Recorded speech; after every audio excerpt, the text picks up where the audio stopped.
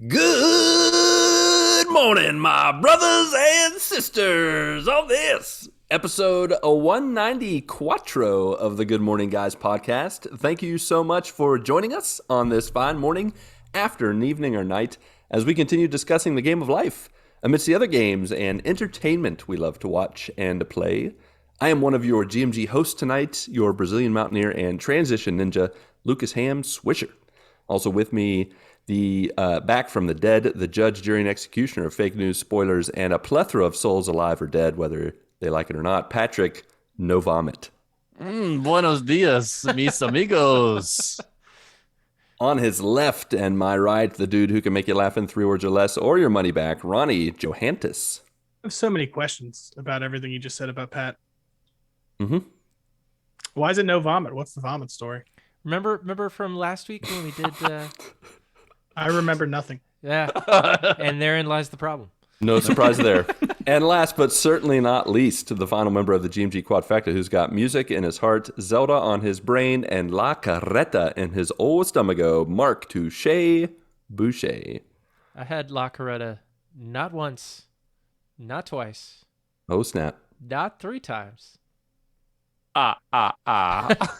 Actually, yes, it was 3 times this week. Oh, okay. I was like, wow, this is getting This crazy. is all in one day? That's a lot of tacos. Tacos? Tacos. A lot of Tacos? tacos. Old tacos Bill. No, I think I've decided from now on, I'm not even going to respond to you guys when you say crazy stuff in the intros. I'm just going to move on, roll on like nothing happened. As a good host should do. as I should have been doing 193 episodes ago. Anyways, so All right. Patty, since Yeah. we missed you last week. Oh, Patty.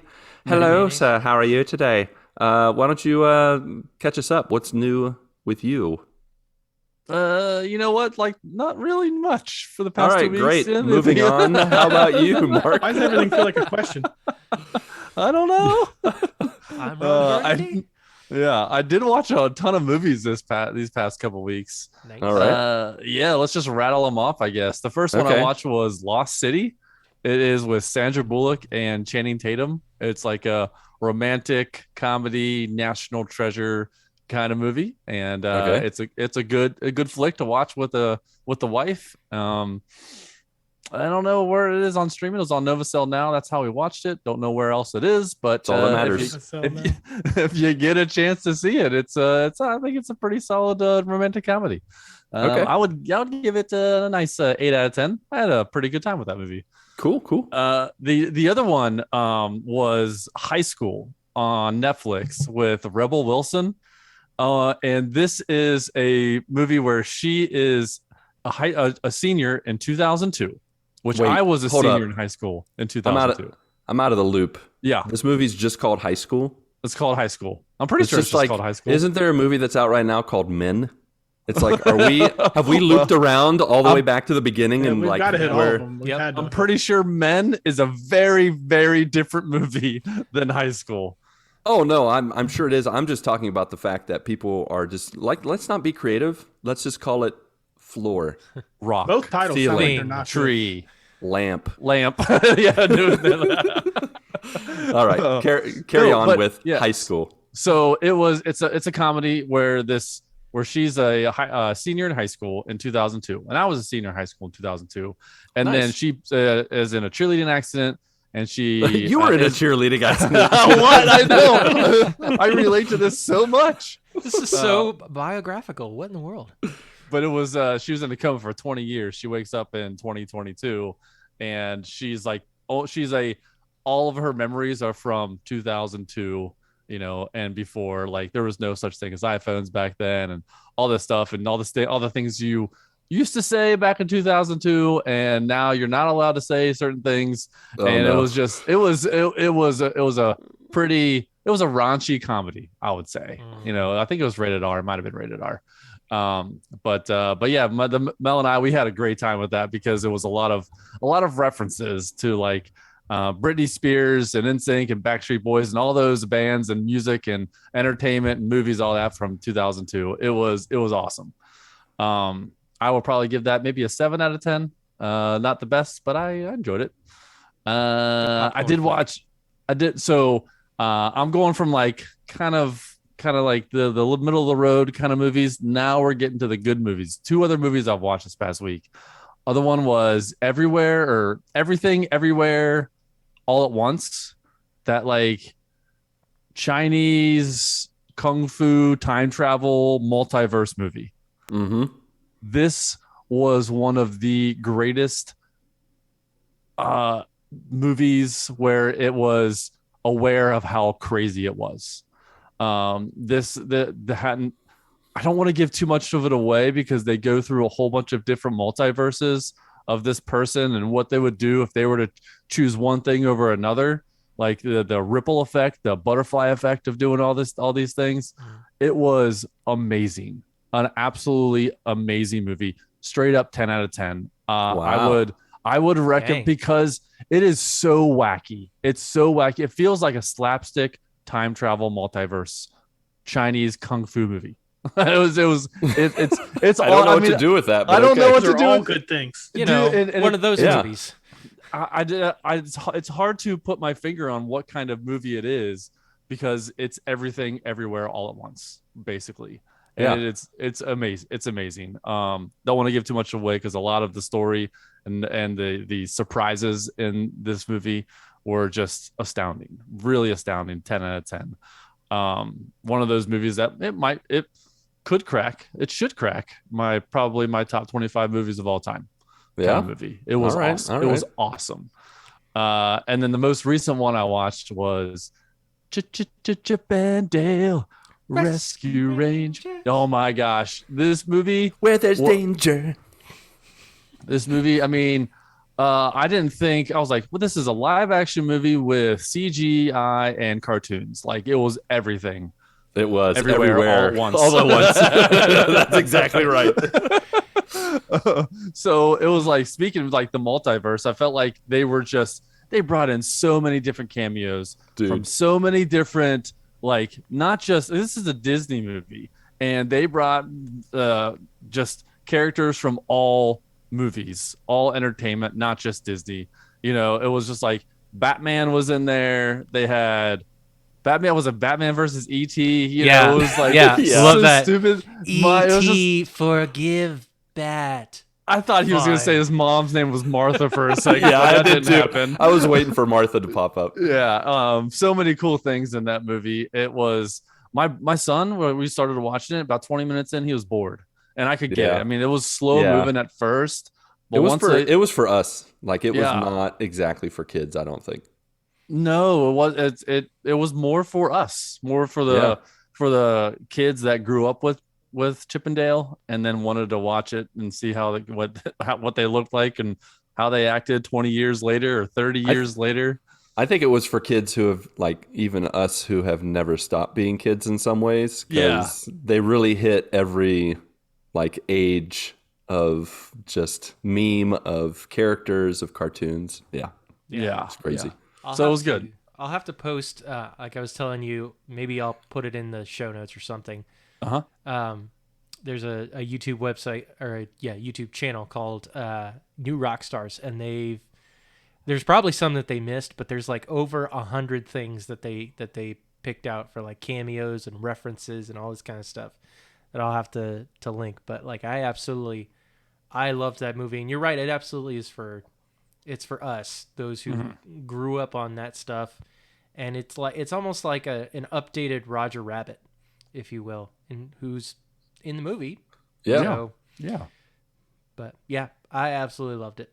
Yeah, it was a good movie. I would probably give it a good because of the slow start, took like, half hour, 40 minutes to get started.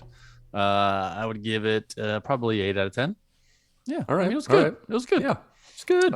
And so I want to give you an update. So my weird resolution is to watch all the WWE pay-per-views from 2002. You already did it. I am done with 2002. There it is. Yeah. Not even halfway through the year. You're already going to start working on 2023's resolution. How many is there per year? No, I'm only done with approximately? one of 19 years. I'm working my way. Fair enough. Yeah. Ronnie, what'd you say? About how many is there per year? There was 12. 12? Yeah. And maybe 12 or 13, depending on, I guess, the year. Sometimes they do like a New Year's one.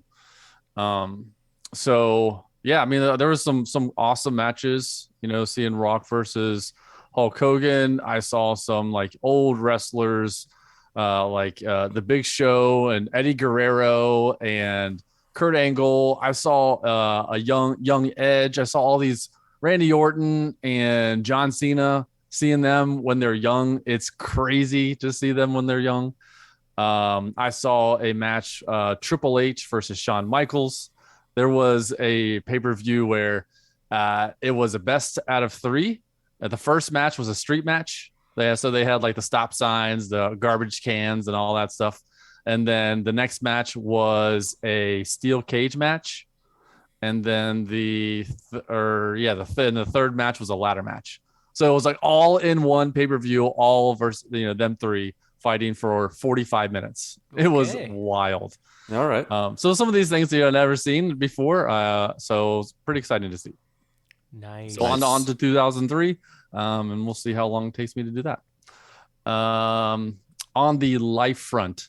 So one thing of note the past couple of weeks is my daughter got a 4.0 GPA. Hey, good job, Claire. So this was the first year they did like the GPA. She's gotten like S ranks or whatever in the I don't know. It was either like, I guess it was S means that they're either met the standard or exceeding the standard or something like that. And then so this year they actually used their the grade point average for like A's, B's, and C's and all that. And we got a letter in the mail that she brought home from school, but it was addressed to Claire, and it said, hey, your daughter is going to be recognized for an award from 7:30 to 9 o'clock during school day. We're like, oh man, I wish we could go to that. So I asked her, I was like, what award are you gonna get? She's like, I don't know. Some whatever, who knows? I was like, okay. So I was like, do you know what kind of award it is? Or, she's like, everybody got it. Which I was like, what kind of award is this then? Like, congratulations, you completed 6th grade, or what is this? And so the morning of, it's like 7:30, and she texts Mel and she says, hey, just so you know, you guys can come. And by this time, I'm already on my way to work. And Mel has not ready by any means to get out the door. And come to find out, it was being recognized for getting the 4.0 GPA. And I was bummed.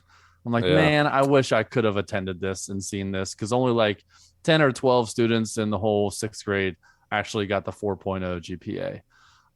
So I was a little frustrated that I wasn't able to see that, but that's pretty cool. Pretty cool that see that she's asked me to help her with homework and things like that, here and there, but she did it all by herself, which is nice, on a feat for her, which is really exciting. Congrats. Proud dad moment to see that she's doing well in school.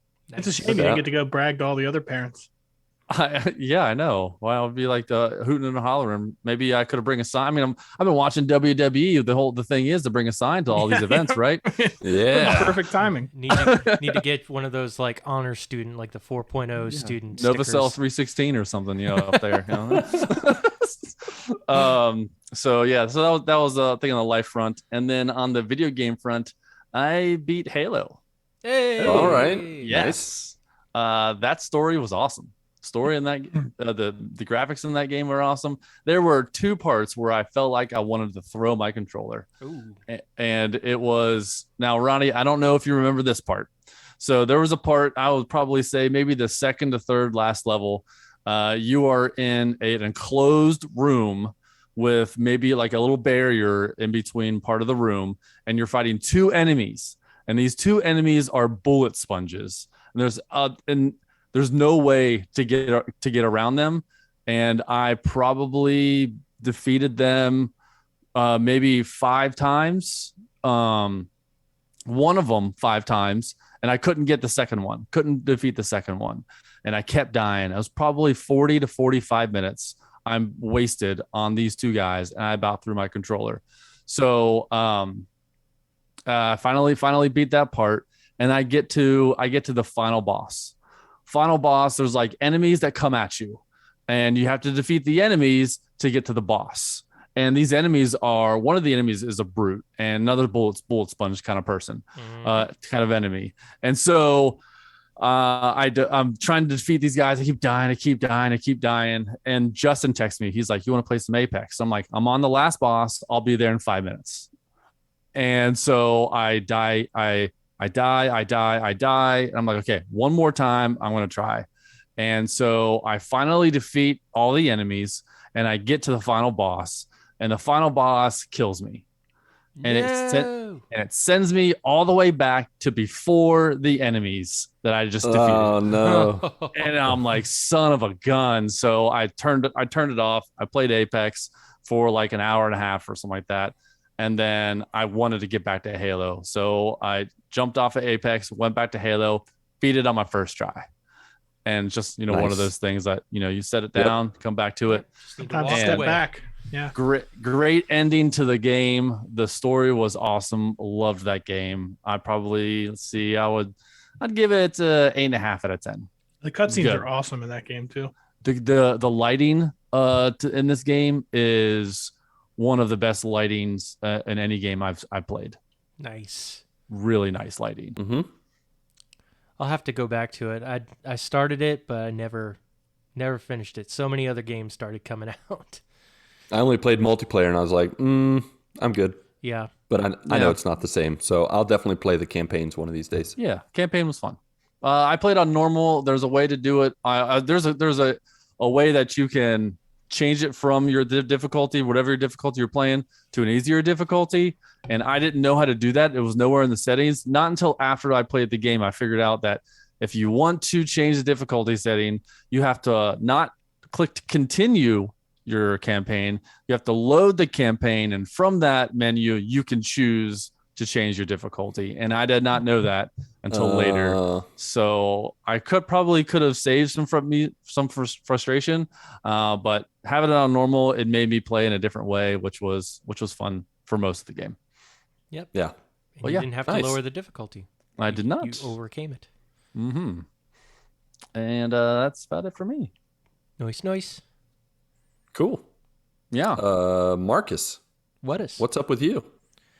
Oh, just... Nope, I don't. That's why I'm asking. That's fair. So at 2:55 a.m. this past Tuesday, it's very specific. Yes. The flux capacitor started capacitating. Yep. I finally built something that works. No, at 2:55 this past Tuesday, which I believe was the 17th, my nephew, Alan Lee Merritt, was born. Hey-o. Came into the world. Yeah. Welcome, Alan. Yep. At 8 pounds, 4 ounces. It was funny because my brother and sister-in-law, they were talking to me about when he was born, and they basically told me that there was a nurse in there that was not even fully out of orientation, and I guess they have to do practice pushes and stuff before it's actually time to do the real thing. And the actual doctor who was supposed to be delivering the baby had to go and do an emergency C-section.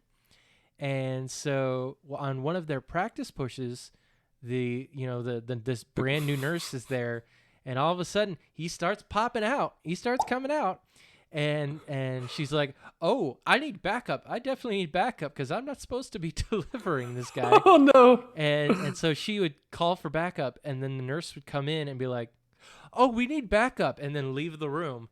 And so the nurse is still just there by herself, and that happened at least 2 or 3 times, they told me. And then finally, where's the backup? Where's the backup? Where's the van? Are the backup. Hold on, let me download this app. It's going to help guide me how to do this. Ronnie, did you say the van? Yeah.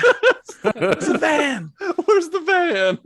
So finally, this nurse had to deliver this child. All right. And so she did, and then 3 minutes after this happened, that's when the doctor walks in. Oh, I'm here. Yeah. like a blister shows up after the work. It's like, congratulations. The doctor's like, nurse, you have been promoted. Yeah. You are fired. You weren't supposed to do that. You overstepped your bounds. Put it back. Put it back. Put it back. I have to do it. Redo it. Yeah. So yeah, he was born into the world. Welcome, Alan. Very cute little boy. And he was born on Tuesday, and they were out of the hospital by Wednesday at 1:00. Nice. Yeah. What? Yeah. Not fooling around. Sounds like a Like, drive-through all right. now. So You're good. Get she out of gave here. birth. Baby was healthy. She was healthy. It's like, can we go home? Sure. Okay. Might as well. That's pretty just cool. Go ahead and get started.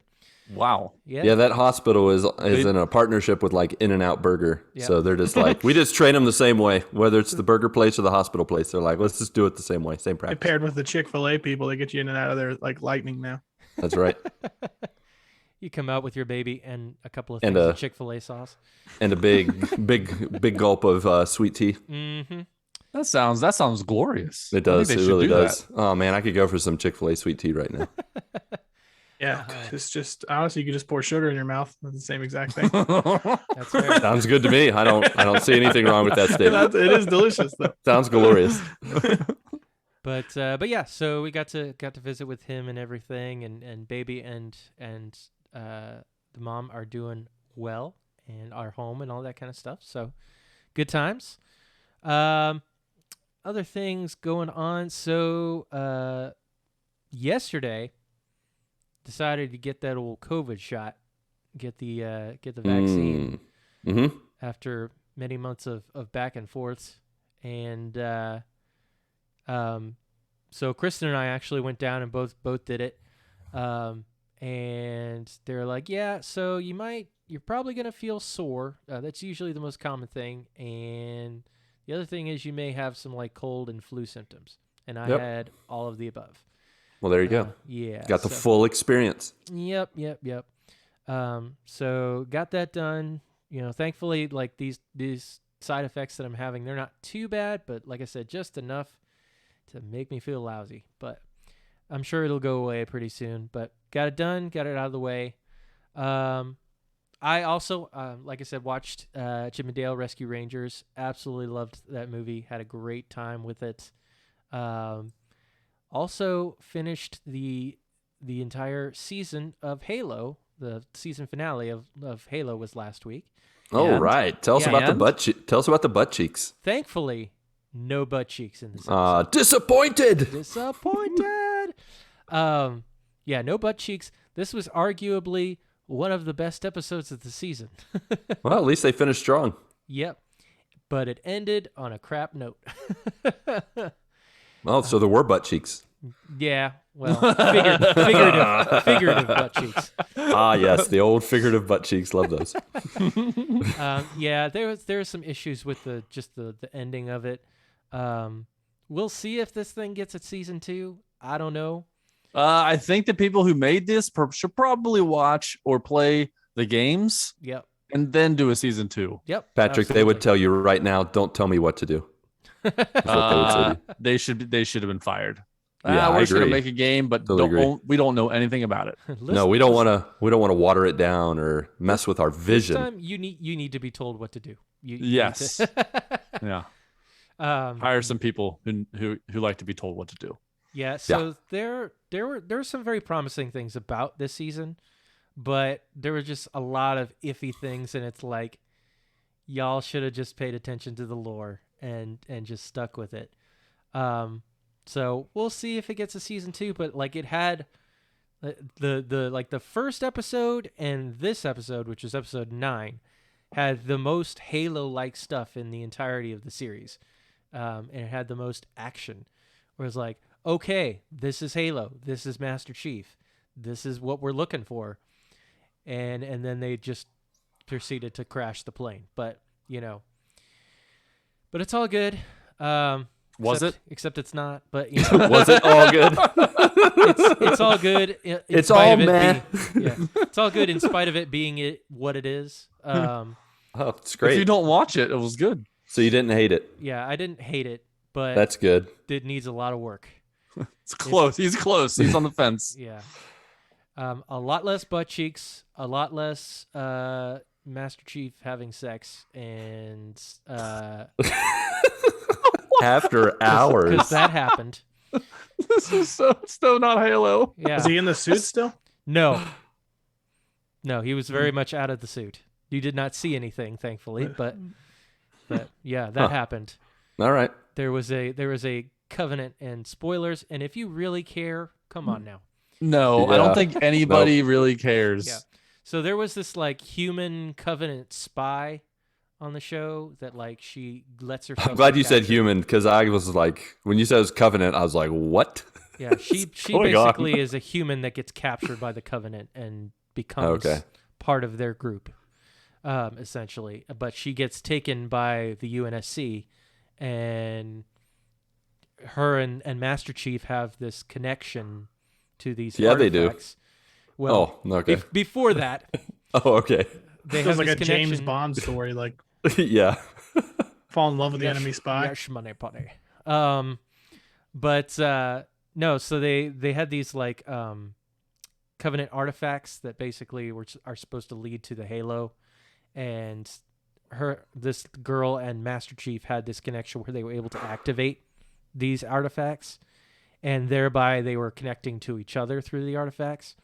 And so because of that initial connection, they started getting close to each other, and It was like Demolition Man.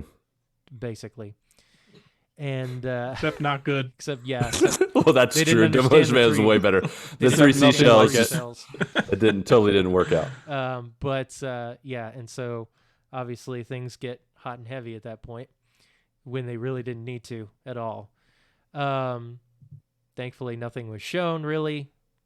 They got really close, but nothing was shown. But in any case, yeah, I really hope they take about 10 steps back and say, let's, stick to Halo, the show. Mm-hmm. So what would you rate the Halo season 1? I'm gonna give this a 5.5. Out of 6? A 5.5 butt cheeks out of 10. 42? Out of 42. Is like just enough to where I was like, okay, there are cool things about this, but like there's a lot of work that needs to be done. I don't trash. necessarily think it's a heaping pile of dung like certain people like Travis Pospisil do, but it does need a lot of work. A lot of work. Yeah. Fair enough. But yeah, that was pretty much it on the life side of things. On the gaming side of things, it was mainly I've just been into Fortnite the past this weekend, because Kristen had to work this weekend. I didn't have access to all my streaming stuff because it's in the same room as her work stuff. And so I decided to stream on Friday night instead of Saturday morning. And we had Tim Paul in there, had Caleb and his wife Taylor from the Mountain Nerds podcast. And Nice. they were able to jump in with some squads for some Fortnite, and had a lot of fun in there. And basically, I decided to stream Fortnite because I was just kind of having a little bit of Zelda burnout. I was like, I really don't Makes sense. I really don't feel like playing Zelda this weekend.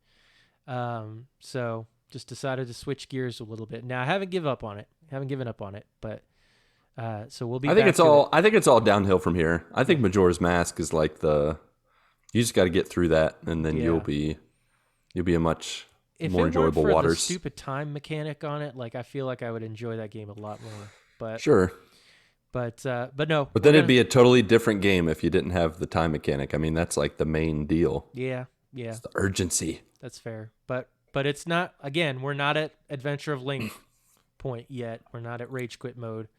So I'm definitely gonna keep going at it this weekend, for sure. But that is pretty much it on my side of things. All right. Shall we hand it off to Mr. Johantis? Yeah, I think it's a good idea. It's a good idea. What's up? I always want to say Ronnie? that Mr. Johannes is my father, but here I am approaching 35. So the joke's on me. Yep. Yep. How old was your dad when he had you, Johnny? I don't know why I was going to call you Johnny. Johnny Rohantis. Johnny Rohantis. It's going to shock you, but how old was my he, mother Johnny? is actually the one that had me. I think my father was just standing there terrified. It's a good call. It's a good call. They were really young. They were in their early 20s. So my dad is 58, maybe 57, something like that. Okay. So they were pretty young, early 20s. Yeah, so he's like 24. Yeah. Yeah. I remember reading my dad's journal a few years ago and realizing I was like the age when I was his age when I had, I think, James. And I was like, boy, that's weird. Like, it's just weird to think like how I looked at my dad when I was a kid versus how my son looks at me and how I like realize how much of a man child I am. I'm like, did my dad feel that way at all? Like I don't know. Like, I don't think he did. I think he was like, I'm an adult. And when my kids look at me, I'm like, I'm not an adult. I generally think that generations before us just grew up way faster because at They 24, really did. like I was still like just not even close. Not even close to being ready for that. But yeah, no, they just grew up. I mean, everybody had a mustache when they were like 15 years old. They were men by the time they were 19. Right. That changed a little bit. I think the video games really weakened us out a little bit. Probably didn't help. Other than my birth story, what I've done this week is a lot of the same. I actually did watch a movie this past week that I hadn't seen. I've watched it twice. I like it. However, I am going to not recommend it to anyone, especially Mark. If the butt cheeks in Halo were a negative thing, you will definitely never want to watch this movie under any circumstance. Okay. This movie has every single thing that is horrible. Okay. I think I know what movie this is. Go ahead. I actually would like to hear your guess first. I think it's Jackass. No, it's not. That's what I was thinking. I do. I was want to like, see that. that's the more recent one that I know has a lot of butt cheeks. No, I actually don't know when this movie came out, but it's the Wolf of Wall Street. Oh, with Leonardo DiCaprio. Yeah, that's going back a little bit more, but Definitely I've heard that steer has a lot of butt clear. cheeks too. That has a lot of everything in it. A lot with both men and women, both sides. So, yeah, it's not for children under any circumstance. If you like really crude adult humor that's pretty aggressive, then this is a good movie for you, probably. Solid movie. Which I loved it. I loved it, but it's pretty aggressive. So definitely not a family movie. The language is probably close to being one of the worst. I think they say the F word more than any other movie or something like that. It's a lot. Other than the documentary about the F word, I think that's about all. They probably rival that. It's a colorful movie. It is a colorful movie. It is French. It's a cool movie. I mean, I thought it was cool, the whole story with the stock market and all this stuff, and but I won't go into a lot of detail about it. It is an extremely adult movie, and every situation. Here it is. The Wolf of Wall Street has 506 F words. Oh, the Leonardo DiCaprio star, The Wolf of Wall Street, has 506 F words, expletives, according to the Guinness Book of World Records. In total, the film has 687 expletives, an average of 3.81 swears per minute. Dang. 3.1 per minute? That seems low after watching the movie. 3.81 per minute. It is set in New York, so, you know. It's it's an outrageous movie. But like I said, if you're okay with some of that stuff, then it might be a good movie for you. But probably people listening with kids, you just don't even want to put it on in your house, really. I want to watch the made-for-TV version of this movie and how complicated that would have been. Because you remember back in the day when they did that and it was totally a different person. I don't even know what. I'm gonna go punch you in the melon. Like it's just like total different like voice. I can only imagine when they have to do it 600 and something times. I would have thought that was one of those movies where like, we can't do this. This is not going to be on TV ever. You're out of your golden mind. Yeah. So I did watch that. I liked it. I liked it a lot. As far as video games go, I haven't actually picked up anything new yet. I'm still kind of out there on the prowl for something brand new. I'm really still, the fire's burning for Rocket League. Yeah. So I've been playing that. I've actually been trying to coax Eric back into playing. Yeah. Nice. He has one of his controller, basically his main controller, has beginning controller drift, basically. No. So in Rocket League, it makes it impossible. Once you jump up in the air, if you're drifting a little bit, like you can't. Yeah, you can't do anything. Yeah, totally missing the ball. So he ordered one, and now it's on back order. And me and my friend Justin, to play with him, we've just been basically coming to the conclusion the whole time that he's just afraid now that we're better than he is. So he's ducking us. Yeah. I actually sent a message today, and I will read it. This is all part of my plan. I said, Eric, are you ever coming back? Justin and I were talking and thought you might be scared we're better than you now. I just want you to know we'll accept you even though we're better than you. Just trying to coax him back in. Yeah. You got to do what it takes. Whatever it takes. Exactly. Just try. Yep, exactly, Mark. Reeling him in. And then Lucas, I'll let you get into it a little bit, but we did play a little bit of Rocket League as well. We did. That's pretty much all for me, though. All right. Well, you're just handing it off right to me, just like that. There it Rocket is. League. That's right. I've been practicing transitions all week. Yeah. Look at you. You're the new. What a You're the nice little man. You're the transition samurai. Good job. Good work. So yeah, we played Rocket League. Patrick, Ronnie, and I, and we played it in a very unique way, where we could hear all the voices except the ones that mattered. Not true. I couldn't hear anybody. I don't understand how you couldn't hear anyone. I could hear Patrick. I could hear Ronnie, and we could I could hear them, but they couldn't. You guys couldn't hear me. And then Patrick and I eventually hear each other. Yeah, I don't understand what was happening. And I think the main thing was, Ronnie, it was your fault, but it's fine. The main takeaway is we worked with I it. was the one that couldn't hear anybody. It was I just, so put in random it was comments so funny in the though. dark. Yeah, pretty much we were trying to do crossplay and we were trying to do voice chat. And it's because last week was extra live stream week, and so I was streaming. I didn't want to mess with doing Discord because I had no idea I couldn't run that through the PS5 and all that jazz. So I was like, we'll just play using the voice chat. Hopefully that'll come through. And what's funny is both your voices came through on my PS5. So I could hear Ronnie's little comments like, "Ooh, that was a good save," or whatever. But he couldn't hear us. So eventually Patrick joined a party in PlayStation and we could talk to each other. So that helped. But then Patrick just most of the time's like, what are we doing? What is happening? Why is this a problem? It was pretty funny. We weren't a very great overall unit as far as our team was concerned. There wasn't much cohesion. There was not a lot of cohesion. I could hear it because I was also I had the Twitch stream on my phone, so I could hear everything way delayed. Right. So I would say a comment and then I would just wait for 2 minutes for it to come through to see when it hit, because you guys might have just been talking about something else. Yeah. There was one where you said something I don't remember what you called it. You didn't say idiot, but it was something like that. And then 2 minutes later it came through and it's you're an idiot. And that was the only comment that I made. Yeah. I made sure to make some of those comments just for fun. It was if it wasn't entertaining for anyone else, it was entertaining for the three of us. So. It was a blast, honestly. It was, even though we got owned most of the time.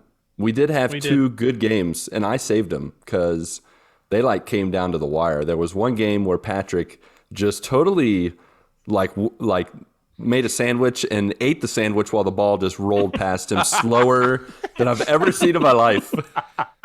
And then the very next play, he scores on the opening kickoff, and he's totally redeemed myself.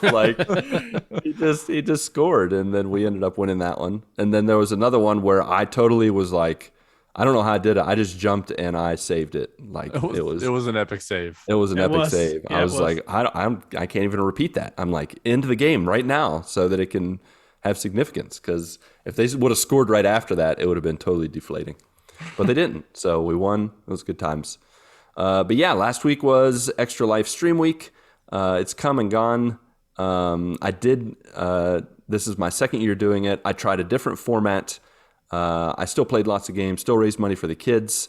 I would say though that the format was mixed results. I tried to do a breakfast, lunch, and dinner over a 4-day period. It was a little more laid back, a little more random, spread out, and attendance and donations felt about the same way. Very random, very laid back. There were some streams where it was like 2 people or 3, counting like me watching on my screen to, comment and be in the chat and stuff. But overall, it was good. I got about halfway to the goal, and I'm just going to keep kind of plugging it, during my streams in the future, and hopefully by the end of the year we'll be able to hit the goal.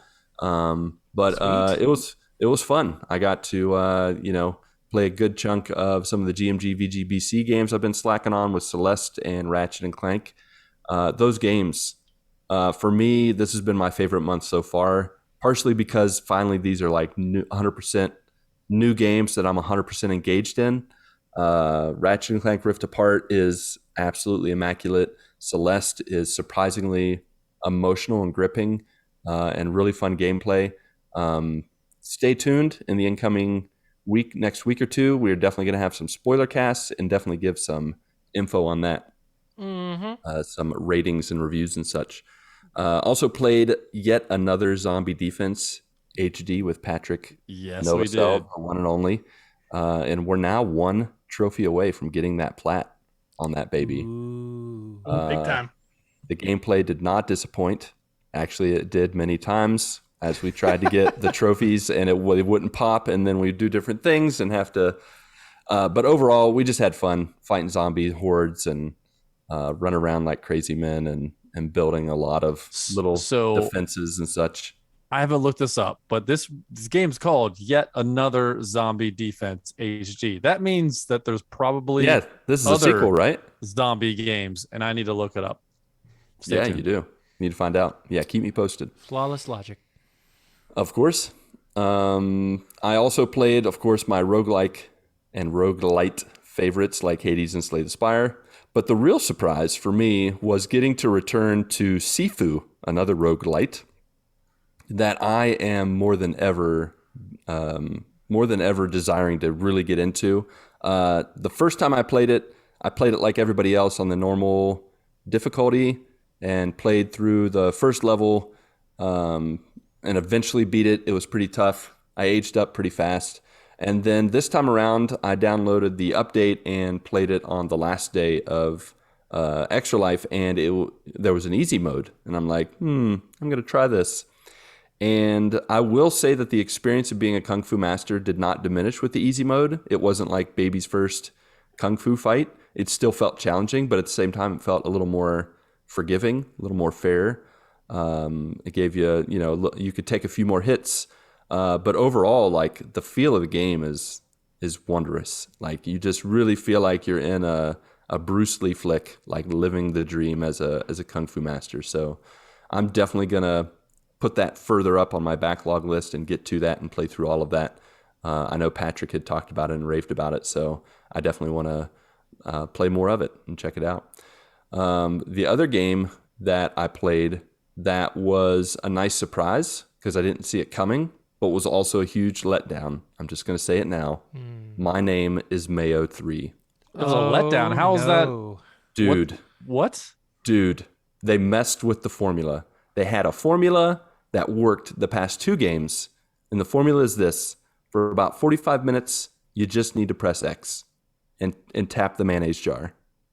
You know, in the first one, it was straight up like you tap the mayonnaise jar and little screen changes would happen at the end. In the second one, they added stories, and you would have to go and you'd click and start a story, and then you'd click till the story was over and you go to the next one. It was fine. It was good. This one, it had a story where you clicked on the mayonnaise jar, and then halfway through you were done. And it said, now go to the next part of the story. You go to the next part of the story. The mayonnaise jar apparently had a dad because your dad dies. And then the mayonnaise jar decides to go on a walk through the forest. And you have to walk this mayonnaise jar. It's like a top-down Zelda game. Like you're walking through the forest as the mayonnaise jar, hopping along. You just hold forward. And while you're going through, the mayonnaise jar is reflecting about their dead father. And then every little bit, you can walk over mushrooms, and the screen will change, and it'll go to a mini game, or the screen will just turn into the psychedelic thing. And it took 25 minutes to walk through this forest. Gross. thankfully there were people in the chat. I was hanging out with Chris, hanging out with others, just chatting along, and it was fine. But at the same time, I was like, why are you doing this to me? It was punishment. Like, it was awful. Sounds awful. It was bizarre. This was not the way to end the trilogy. I was very excited when I found out. I didn't know this game was coming out. This is clearly a game that I like to pretend to really like. It's an easy platinum, all three of them. But this one was not fun. Like, the first two, I could find redemption, but this third one was trash. So I give it, I'm going to have to give it 2.5 out of 10. Dang. Oh, man. That is Wow. low. That might as well be a 0. Spoiled Mayo. It made me sit there and just hold forward. And thankfully, if I had not known that you could hold I think it was L2 or R2 to make the Mayo jar run faster, it would have taken double the time. And if I hadn't seen that, it would have been even worse. It was awful. It was awful. So I'm glad that's over with. It definitely left a bad taste in my mouth. I don't want to come across as a jerk, but just based on the name of this video game, it's not that surprising that their third game would be terrible. Why? I mean, you're a mayonnaise jar? That's the whole thing? Well, you've never been a mayonnaise jar before. All you've been doing in the past is tapping. You had a finger, like you had a little finger man, and you could move the hand around, and you had a hand. Like, I never thought I was the mayonnaise jar. And then halfway through this game, you become the mayonnaise jar, and then you're walking through the forest. You need to walk a mile in somebody else's mayonnaise. I can't believe that game would be bad. I mean, it surprised me too.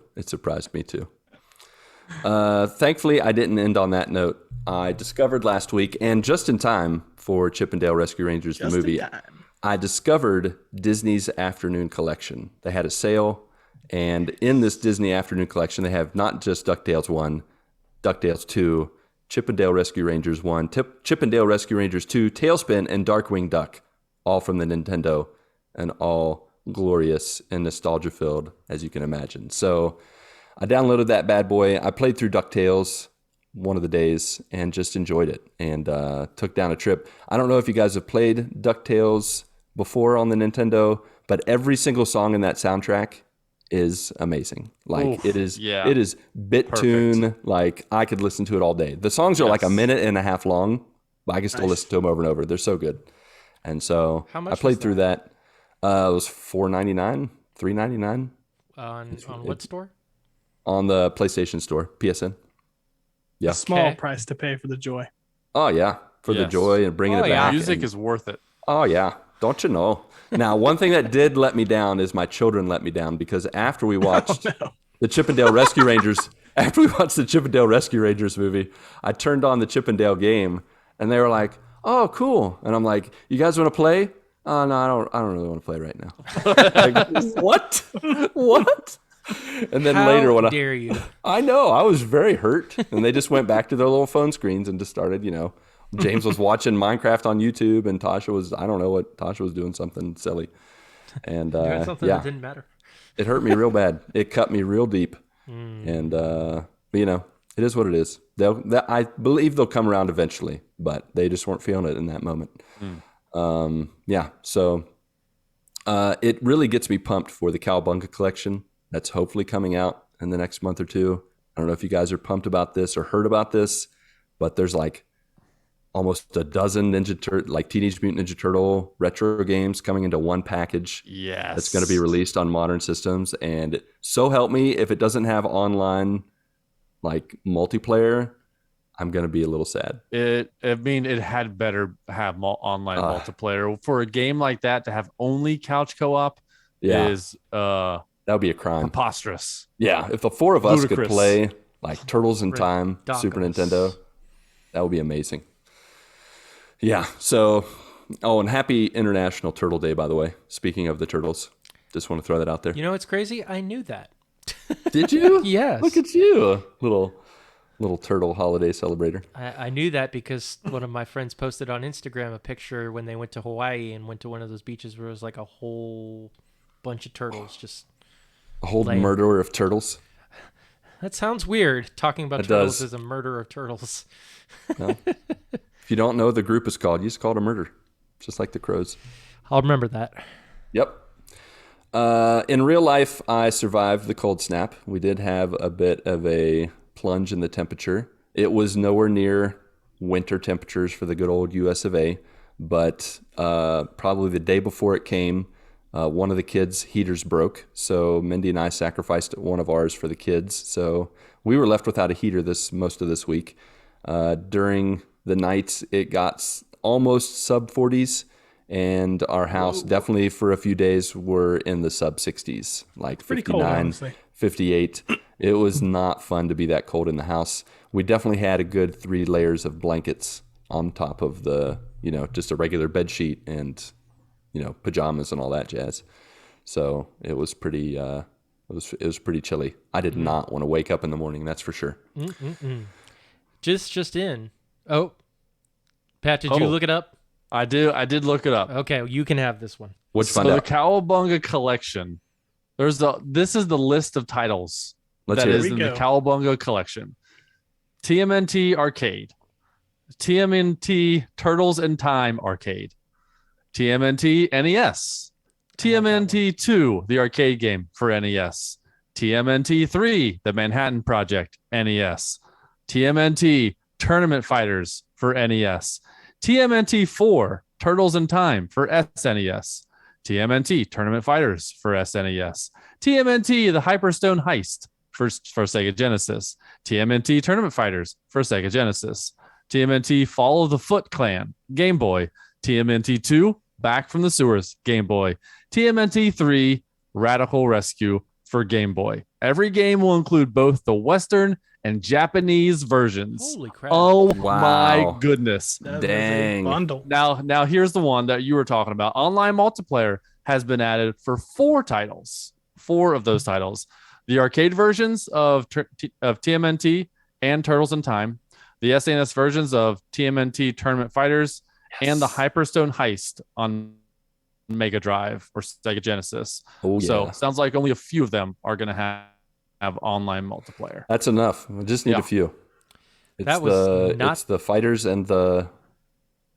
Yeah. No, go ahead, Mark. That You're not was- expecting that? That was not the thing I was looking up. Mine is a Oh. lot less cool. Okay. Turns out that a group of turtles is called a Bale, like Christian Bale. Oh, okay. No, A bale of turtles? Swear to turtles. Swear to me. it should be a clan. There needs to be a clan of turtles. Yeah, There you they go. need to change that. How do we make a motion? We need to write our governor or something? Change.org. Yep. Hey, there we think go. Congressman. Let's start. Yes, for that. because Okay. if you Write really your want something congressman. to change, you make a petition on change.org. Hey, that makes the most sense to me. If you want change and you're lazy, and do an online petition. Exactly. That takes little to no effort. Just forward the link to others. The last thing that I'll say is what was already said, but just to share a couple things about it. Chippendale Rescue Rangers, the movie, fun trip. Like Mark said, definitely Roger Rabbit. And I would say Roger Rabbit mixed with a Wolf Among Us, if you've played that little I totally video thought you were game. going to say Wolf of Wall Street. Nope, definitely not. No. Especially when you run I'm into interested. a few characters that haven't aged very well in Yeah. the movie. Like that totally felt like Wolf Among Us. And man, I don't know about you guys, but I was the only one laughing like my gut out during the Uncanny Valley section of the movie, where the dwarf couldn't look in their eyes. And he's totally like, what are you looking at talking you, about? I'm right in totally the looking at you. Yeah. Oh man, it was so funny. He's got the Polar Express eyes. Yes, he laughed so hard. The humor definitely didn't hit 100% with Mindy. The kids, like we talked about, hadn't watched. I mean, you'd have to watch a lot of like stuff from our childhood, past shows. Paid attention to not just past pop culture stuff, but present ones. You really had to do your homework to be prepared and maximize the enjoyment. Speaking of movies that make you do your homework, it is time to jump into our topic. Of course, Doctor Strange in the Multiverse of Madness. That's right, folks. We are talking about Doctor Strange in the Multiverse of Madness. If you somehow did a Ronnie and you jumped into this movie and watched it without having watched WandaVision, any of the Marvel films before, you were totally lost. So hopefully that's not the case. And Ronnie, you're muted, so you can't comment about me commenting about you. Technically, what I did was watch nothing, though. That is true. That is true. So if you're like me and are about to exit soon, yeah, this is the time to do it. This is the time to exit. I mean, should I give you guys my show though? That would be a great idea. Go You know ahead. what I'm saying? Go ahead and give us your show. Yeah. Your TV show. All right. I've been on a binge for the last 2 weeks with the same show. All right. And GMD it Goat Show. is American Pickers. Nice. All right. Oh man, one of my favorites. I could watch it all day. Yeah. I think that's how you know we're getting old. Interesting. Did not see that For one coming. sure. No, I mean, anything history related. I like Pawn Stars just because of the stuff they say, like about the products and stuff, but I don't like those guys as much as like the American Pickers guys. So, Fair enough. There But all you right. go. All All right. right. Thanks for your pick. Thanks for hanging out with us, updating us. All And right. I'll see you later. Everybody Go say watch goodbye Doctor to Strange. Ronnie. All right. Bye. See you, Bye, Ronnie. Ronnie. All right, Hope I you love find your you. dad. Bye. Love you too. Hugs and kisses. All right. All right, let's get into this, folks. We got the Doctor Strange in the Multiverse of Madness. We are discussing for the second week in a row another development in the MCU, which may or not be as polemic as Moon Knight. From what I've seen, it seems that many people do love this movie. I would say some people really don't like it all that much and have put it at the bottom of their ranking, and some are just kind of meh about it. But regardless of what everyone else says tonight, we are going to give our 2 cents. We're going to rate it. We're going to spoil the crap out of it. Probably this could be one of the most mature and fittingly mad additions to the MCU. But without further ado, let's get into our spoiler-free reviews and ratings. And let's start with Patrick. Yeah.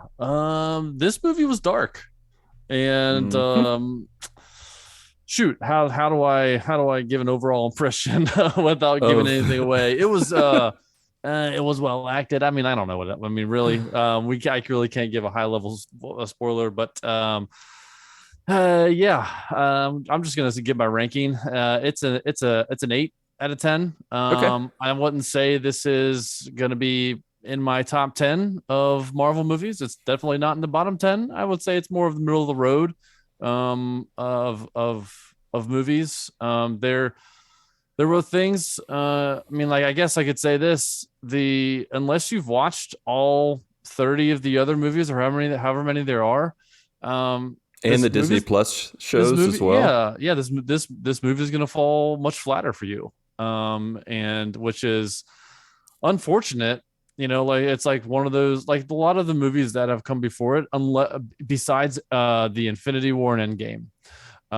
This, you had to watch all of them, and that was the big downside to this. But as a Marvel fan, as a person who has watched all of the movies, I loved it. I love to be able the whole multiverse. I love time travel. I love being able to find out what would happen in certain situations, or what would be like, kind of like the What If series, where it's like, oh, what if this happened, you know? And that's what I felt like was in this movie. And I thought I liked it, but as a standalone movie, it doesn't stand alone, and it needs the other movies, which is not a bad thing, but it can be a detriment to being able to fully enjoy this and be able to turn this on and just enjoy it. So Right. 8 out of 10 for me. Okay. 8 out of 10 what? 8 out of 10 flying souls. There you go. All right. Marcus, how about you, buddy? Yeah, so you can tell that this movie is very much a Sam Raimi movie, a Sam Raimi horror movie, to be specific. It's got his stamp all over it. They're like, this is probably more the most gruesome stuff that I think the MCU's had in their stuff, and very, very dark elements, which, I mean, it's very fitting for a Doctor Strange movie. But I personally, I very much enjoyed this movie. I'm pretty much where Pat is. It's not one of my favorites. Definitely not towards the bottom. Probably the more positive half of my favorites. But I definitely had a lot of fun. I think they did a great job with the story. All of the surprises that were in this movie were very nice, which I'm sure we'll get into once we get over the spoiler wall. For sure. But overall, I had a great time with this movie. I'm very interested to see where they go with Doctor Strange and everything from this point forward. So I'm going to give this 8 out of 10 star-shaped multiversal holes. Okay. All right. Very good. Very good. For me, I was surprised how much I liked it despite the darkness and the violence. Like you guys already said, it's very dark. It's easily the darkest. Of the movies, the most violent. Like, yet at the same time, I like the movies that kind of mess with the system. That kind of mess with the typical good guy versus like a typical good guy versus a typical bad guy, and they go fight till one person wins and it's over.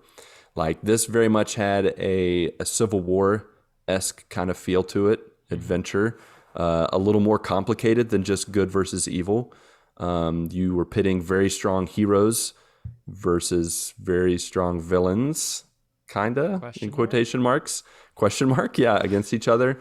The horror aspects, they didn't hit me as like I don't personally like the horror stuff. I've watched horror stuff in the past, and more old school stuff, and but this wasn't as bad as I thought it would be. And I find Raimi's version of horror to be typically it's always contrasted with some light humor, and he never just leaves it scary, freaky stuff and then just leave it at that. Like he always adds a little joke, a little cheesiness to it to kind of lighten the mood.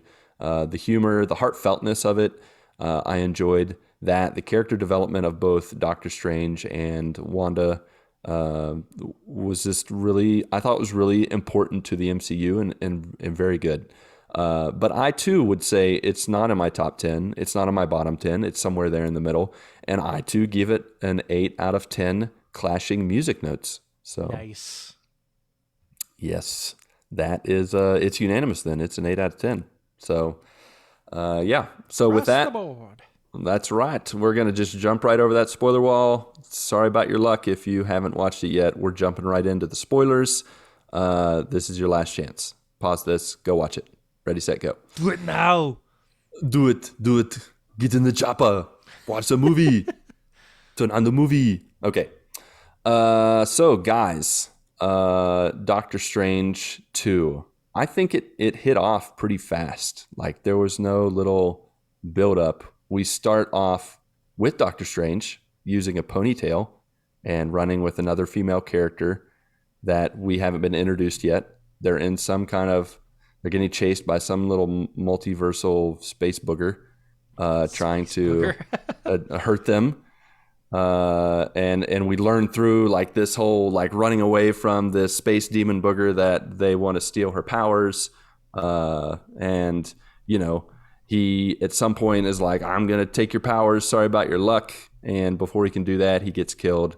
And then this character screams and goes crazy, and they get sucked into what we can assume is what Marc already alluded to, like some pathway to the multiverse. And then immediately our Doctor Strange wakes up from a dream, and this is how the movie starts. What did you guys think of the opening of this movie? Were you confused from the get-go? 100% confused. I'm like, who is this girl and where the heck are they? Are they going to be doing some Tarantino thing where they're going to be showing the end of the movie, and then they're going to go back? It did feel like that, right? Yeah. It did feel like they were showing us the end. And why does Steven have a ponytail? My first question is to you, Marc. Mm-hmm. Is this character that can throw multiverse style stars into on the wall and you can run through them? Is this person a legitimate comic book character? Yes. Absolutely. Okay. She America Chavez. Yep. Okay. So I didn't know. I was like, is this like coming on the heels of playing Batman Arkham Knight? I'm like, oh, did they just create something for this whole movie or whatever? And so plus it did feel like it. This was like a introduction to someone. I was like, this America, like, I'm like, is this like a play on something? Is this like, I'm like, Nope. Is this supposed to be like Captain America as a kid? Like, is that, I'm like, I don't know. And a female version, like, I didn't know what the heck was going on with this first section. Yep. No, I mean, they're very true to the character in this movie. Like, that is her. She has the ability to create multiversal portals, and they're in the shape of stars and all that fun stuff. So, but yeah, she was actually, interestingly enough, she was supposed to be introduced in Far From Home. Or not Far From Home. I had heard that. Not Far From Home. No. No Way Home. Excuse me. Yeah, she was originally supposed to be in No Way Home. But when things got kind of mixed around and stuff like that because of COVID and all that, they decided to pull her into this movie. So, okay. But yeah, that's pretty much who she is. Okay. Yeah. So at this point, we don't really know much. We know that when she gets stressed out, which I think is like a common thing when you like have superheroes that don't understand how to use their powers. It's only when they're like really stressed out that they use it. And so immediately pretty easily you're like, okay, this is a character that needs some mentorship and whatever. So we zoom to Doctor Strange, and I feel like at this point, you know, Doctor Strange is not the Sorcerer Supreme. This is post all the events of the snap and everything that's happened, and after No Way Home, so he's just kind of like hanging out, like trying to figure out his place in the world. And in the movie, you know, he goes to a wedding, and it happens to be Christine's wedding, his old flame, which I don't feel like, this is something that immediately I connected more to What If than I connected it to Doctor Strange, the original film, because I don't feel like they thoroughly explored his love and care for Christine in that. But in What If, in one of those episodes, like you get that alternate timeline where he loses Christine instead of losing the use of his hands. Yeah. And so I immediately connected to this because of What If and not because of Doctor Strange 1. There was a moment where I'm like, wait a second, I thought Christine was dead. Yeah. Because she died in a car accident. I'm thinking the What If. Yeah. I felt like they grabbed it right out of the What If, because like even her in the wedding dress, like them walking through the church, I think that happens in the episode where he's trying to marry her. I don't, it's kind of fuzzy because it's been a while, but yeah. But yeah, so they reconnect, they talk after she's, you know, already said I do and gotten married there at the reception, have a little heart to heart. What did you guys think of the conversation between him and Christine and his old flame? I don't know. I felt very awkward. Yep. In that, like, he's professing his love to her on her wedding day, and she's like, "It's over. It's already been over." You know, like you love your you love your stuff. You love your you. Yeah, I know. It's like what you do, you love. You're like, but you know, like I was always second fiddle. It's not gonna happen. And so it was just like, man, was he still trying to get with her on her wedding day? Like, come on. It really felt like it. Jeez. It was weird, very awkward. You save I'm like, that for the if there's someone there that believes that these two should not marry. That's exactly. when you say it. Yeah. It felt awkward. I was like, let this conversation end. And thankfully, not long after that, it did, because people were screaming, and immediately, old Doctor Strange goes into action. He whips his cape around, jumps off the balcony, and floats down in his little hands, you know, the little hand thing he does where he's like, here I am, I'm ready to every time he does work. those hands, I'm like, man, what kind of move is this? Like, he's probably had to practice that like multiple It's like times. the thing where you move your fingers and you make them waggle. I don't know, when you're a little kid, when someone did that, it's like, wow, how did you bend your fingers like that? That's what I would do if I were Doctor Strange. I would just do the finger waggle thing. But yeah, he goes down, he reveals another demon, which at first I was like, is that the same demon from before? But it's a different demon with a really huge eyeball. And then out. Is this Suicide Squad? What is this? What am I watching now? Well, he's not a starfish, so not quite. Yeah, that's true. And I only know about that from Wikipedia. Thanks, Wikipedia, for letting me read your stories and spoilers. Yeah, so, and then we see America Chavez again, which at this point we don't know who she is. And he saves her. He beats up the huge demon, one-eyed demon, you know, pokes it in the eyeball, dismembers it, all that good stuff. And then from there, we learn that she's being pursued by someone for the power she has. She can't control it, and that's the ability to travel the multiverse. And so from there, Strange had recognized runes on the demon, and he goes to visit Wanda Maximoff. and walks in her garden with her, talks with her, and very quickly, it seemed really quickly, she gives away the fact that she is the villain. Like she says America's name, and he's like, I didn't say that, and I'm like, wow, rookie mistake. That was a real big rookie mistake. She did say the lying part was the hardest part for her. She did, and she got that one out of the way, and then she immediately combs everything away, and it's like a barren wasteland. I'm like, what planet are they on when this happens? Like this does not look like Earth. Like it was totally charred countryside. Like it looked like a different planet. I don't know if you guys felt the same way when she kind of brought down the curtain. She had her little Scarlet Witch, not mask, tiara, I guess, on. And how did you guys think of this? Did you see this happening so quickly, her going into villain mode? I did not. I thought there would be a transition or something. I didn't even think she'd be a villain. I don't remember what I thought before, but this hit me like out of left field. Yeah, Mark, what did you think?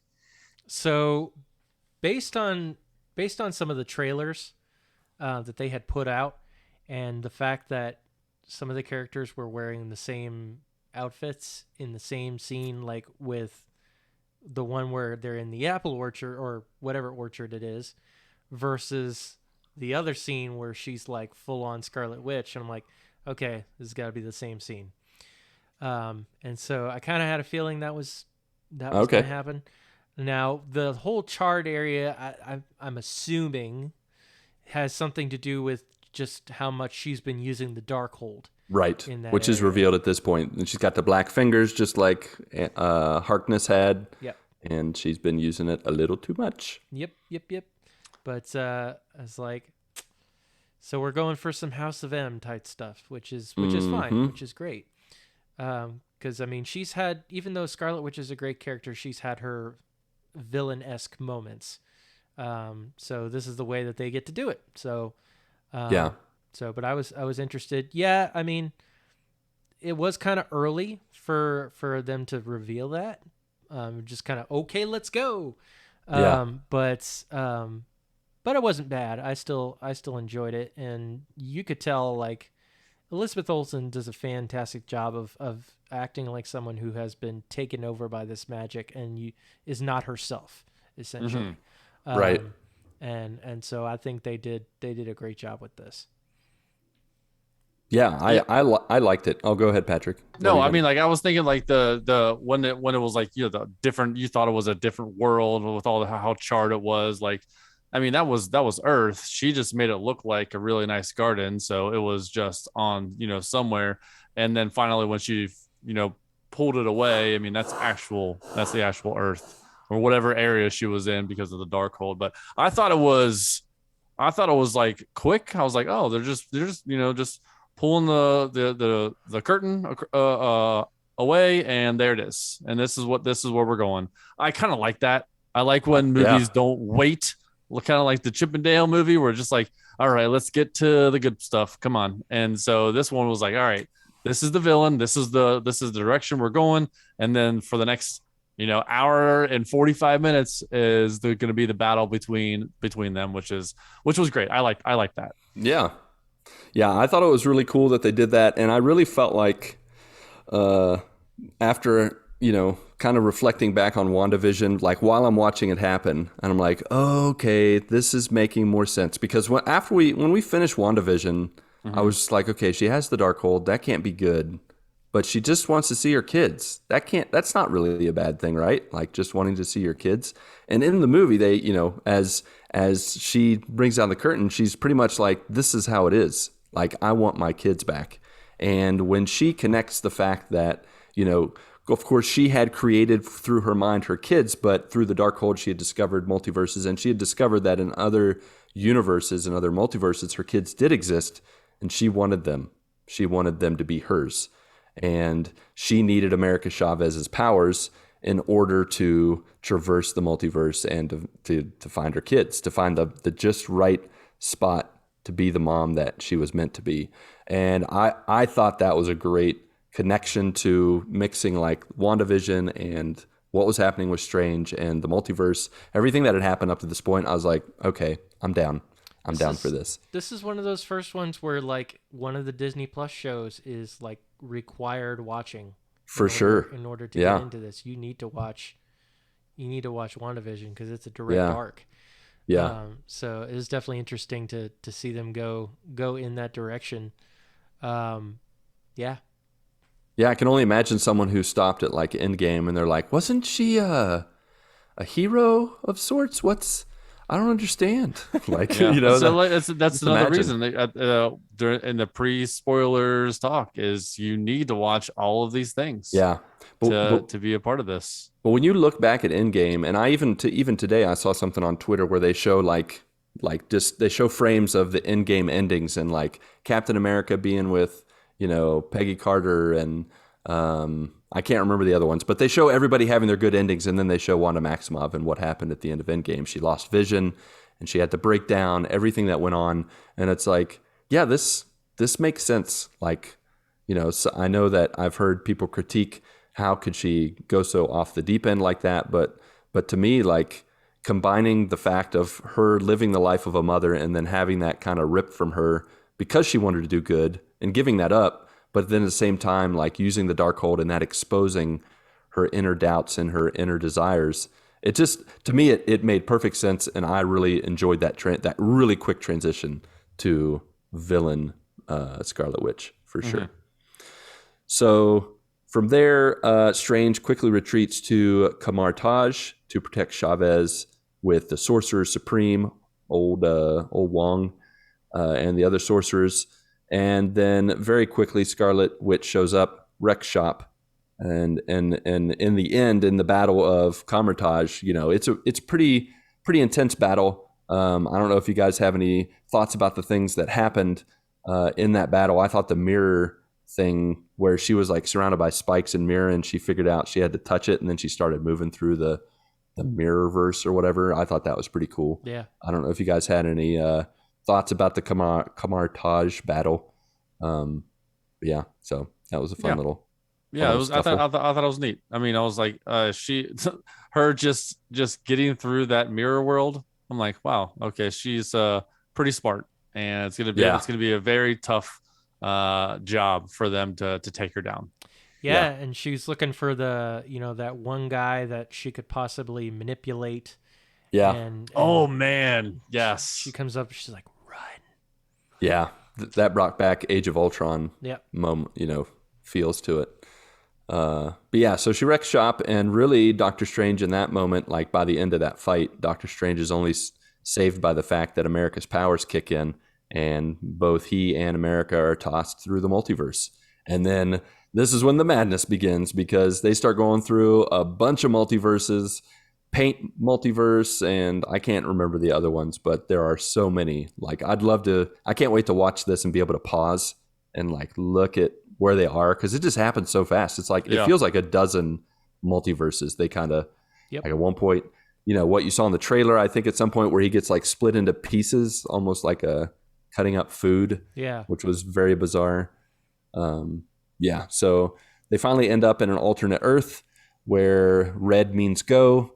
The past can be displayed as a video in front of you, and we learn a little bit more about Doctor Strange's feelings for Christine, and then also the origin of America and her powers when she sends her parents accidentally through a multiverse and in her mind killed them. Oh man, that's gotta be devastating. That was totally devastating to see. Yeah, for sure. And then from there, they of course make their way to the, what is it called? Doctor Strange's headquarters? The Sanctum Sanctorum. Thank you. They make it to the Sanctum Sanctorum, see a big old statue of Doctor Strange that says, "This is the hero that stopped Thanos." And Doctor Strange's like, "Oh, okay. Cool. Yeah. I'm the main hero here." And then they run into Mordo. Good old buddy Mordo, who in their universe is killing all the sorcerers in a crazy nutface, like just totally off his rocker, killing a bunch of people.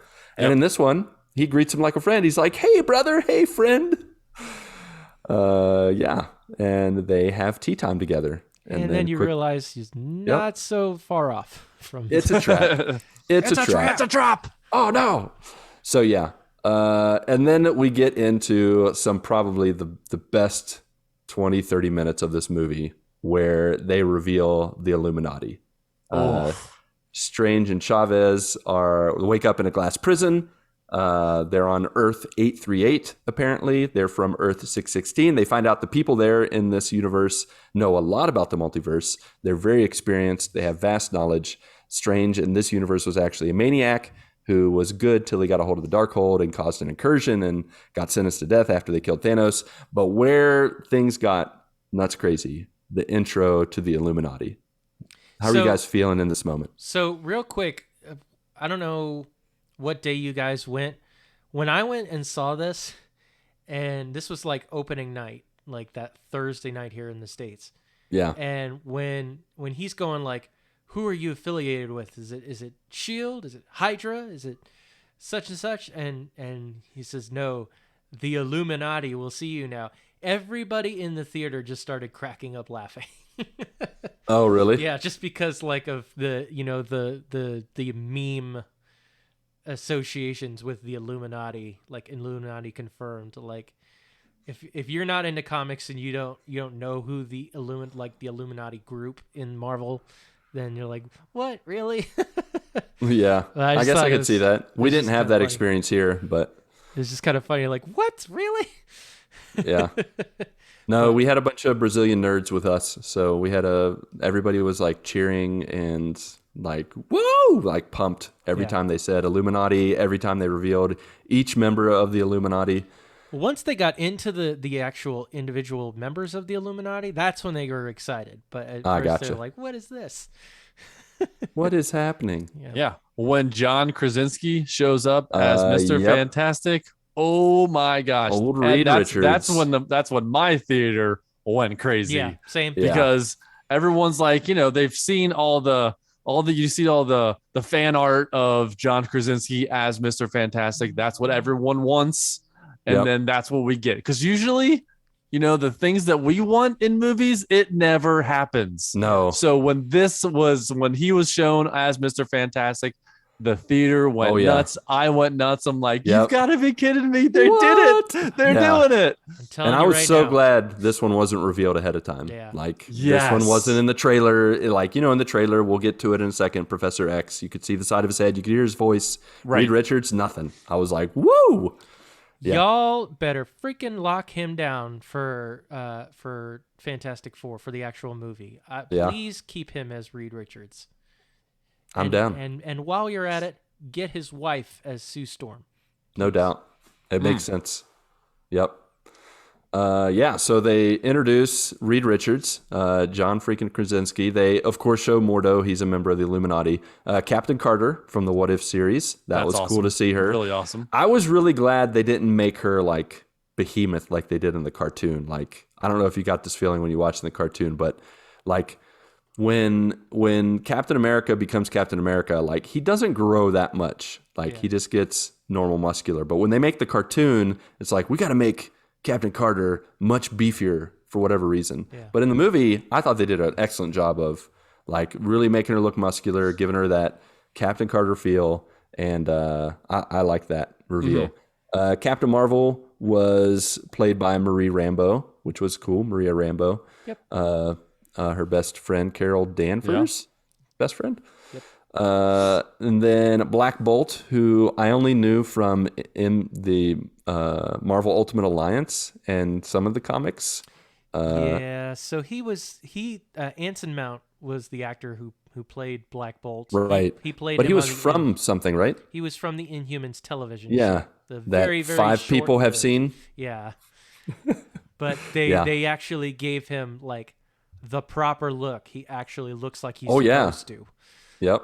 They gave him the traditional, like the little tuning fork on his forehead. Yep. All that jazz. So, yeah, that was cool to see him. My wife was like, who is that weirdo?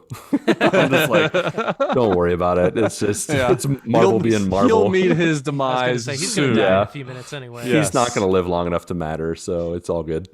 But he does have a cool superpower where he can just talk and whisper, and they can obliterate you into nothingness. Yeah. But then the final member, the final member they introduce, I thought was the hypest that they introduced was Professor X. He had his yellow floaty wheelchair, and they used the 97 animated X-Men theme, like with the guitar, like, and I was like, oh, what? Like they went all in on the X-Men animated show, and I loved it. Yeah. Absolutely. Fantastic. That was a great beginning scene introducing all the characters. It was awesome. Yeah. If I would Mark already going to the death. Yeah. Let's kill them off. if I were to rank like the top moments in MCU history, this is probably one of the best. Top 5 for sure. Yeah. Even if they all died by the end, it was worth it. It was worth it. Yeah. I mean, let's be honest. When they introduced, like, they had the introduction, and then things kind of settled down, and you're looking at Patrick Stewart, you're like, that dude's old. Like, how much longer can he really be Charles Xavier? And like, not much longer. I mean, not much longer. He's still doing Captain Picard stuff. Like, yeah, dude, he's still kicking it. He is. It's true, but he's getting old. Yeah. So getting to be about that time. So they do this intro, and they give the backstory of how Strange went crazy from the Darkhold, and how they're going to be like, we got to figure out what to do with you. At the same moment, Scarlet Witch gets Wong, tortures some of his friends, which I will say that this moment felt a little weird that Wong gave in so quickly when they tortured, his friends that were already dead. She brought him back to life, tortured them, and he's like, okay, I'll tell you. I thought that was a little like really? Well, That's how easy it is to get you to break? I think the earlier scenes just kind of proved like trying to resist her and her futile. magic is like absolutely futile at this point because she's stronger. She's stronger than the Sorcerer Supreme. It is what it is, and so it's true. I think by that point it's like, if I'm gonna try to live through this, I'm gonna have to go along. Yeah, so that was just my thought. Right, I can see it. It just felt a little like. Really? I thought there's going to do a little more to get him to really, because this is the guy that's like, you can never give up the time stone. You can't, like, he was a really staunch, like, we don't break the rules. Yeah. And he broke the rules really quick. But he probably, he led her to, I think it was like Mount Kilimanjaro or something. Mount Wakahaki Nagi. Anyways, he took her to the mountain where the Darkhold was made. And she discovered that, she's destined to take over the universe and be the Scarlet Witch and all that jazz. And she starts doing a thing that they introduced in this called dreamwalking, where you can pretty much close your eyes and put yourself in any multiverse by possessing yourself in that multiverse. Yeah. Right. And so that's what she does. And she gets right to business after she does that and comes right for the Illuminati headquarters. And this is when the pretty violent crap hits the fan. Yep. If, they don't waste it. The oscillation. Oh, yeah. Because, I mean, this was a shocking 15 minutes. Wanda seals up Black Bolt's mouth and causes his head to cave in. Wow, that was insane. That was some Matrix type stuff there. Oh, it was like boop, and his head just like melts. Caves in. And it's just like, oh my gosh. Dang. At first, I thought she had done that, and I was like, "Oh no!" She sealed his mouth, so his power went back on himself, and it's kind of like sticking your, it was like not Roger Rabbit, Bugs Bunny sticking his finger on Elmer Fudd's gun, and then the explosion comes back on your, Elmer Fudd's face. That's pretty much what she did by closing his mouth. Yeah. So and then Carter gets, she gets sliced in half. Oh man! And they didn't have to show anything. They made the sounds that you needed to hear, and they like her face. You could tell it was not good. What happened? And the way, go ahead. The way Mr. Fantastic dies, Spaghetti Man, spaghetti goes into all this spaghetti. Like, oh my goodness!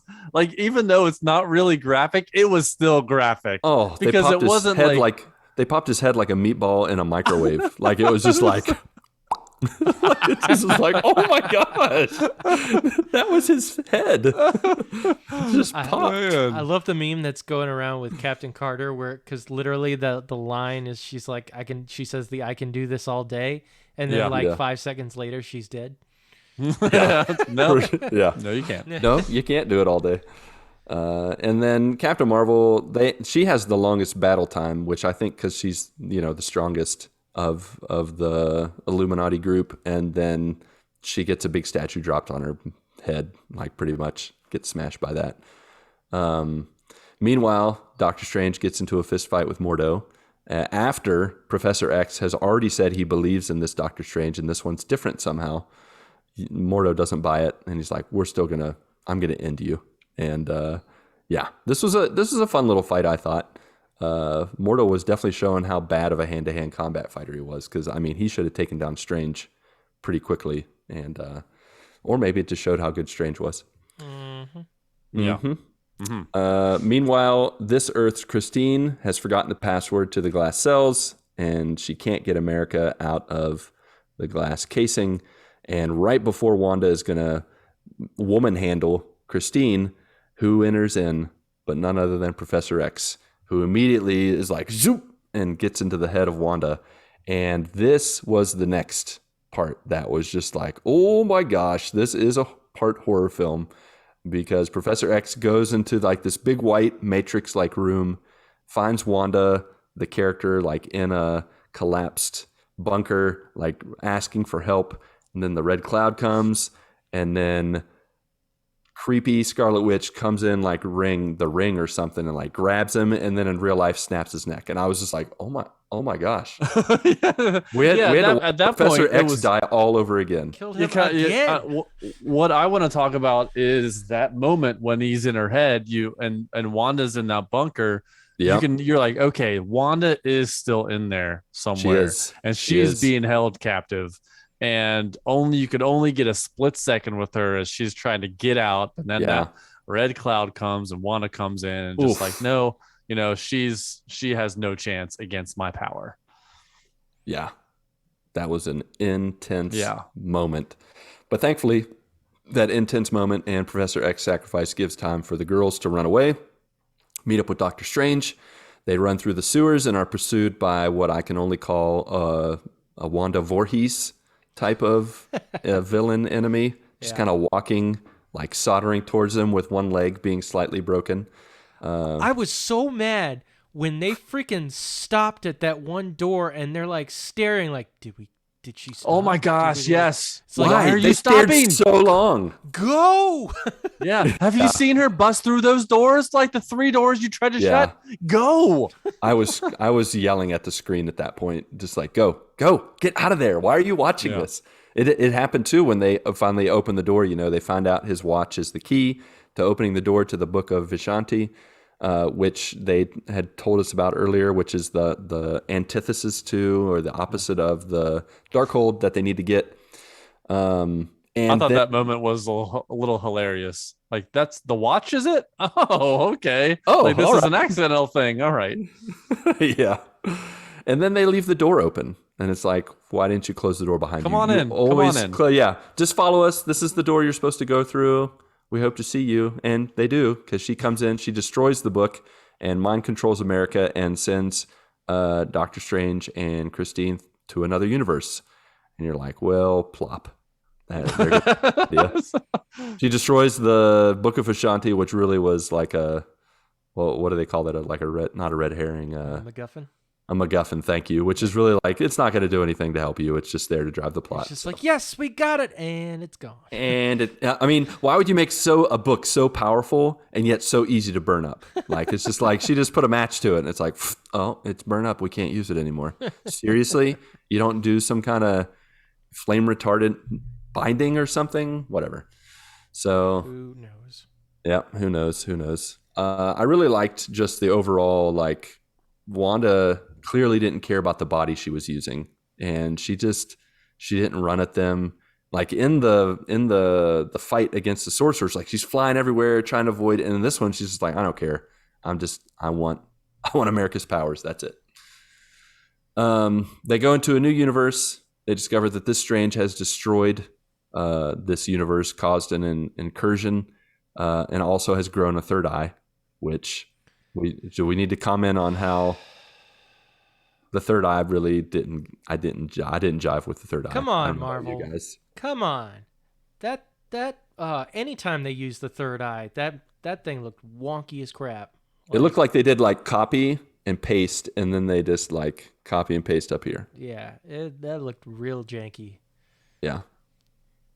But yeah, so they stumble on a Strange who's used the Darkhold a bunch, grown a third eye. I will say their fight, though, this was one of Mindy's favorite parts. The music note fight was really cool. Like, they were just grabbing musical notes, and I think for me, it was kind of like, part of me was like, music notes? But then when they started playing the different styles of music in contrast to each other, I thought it was a really cool battle.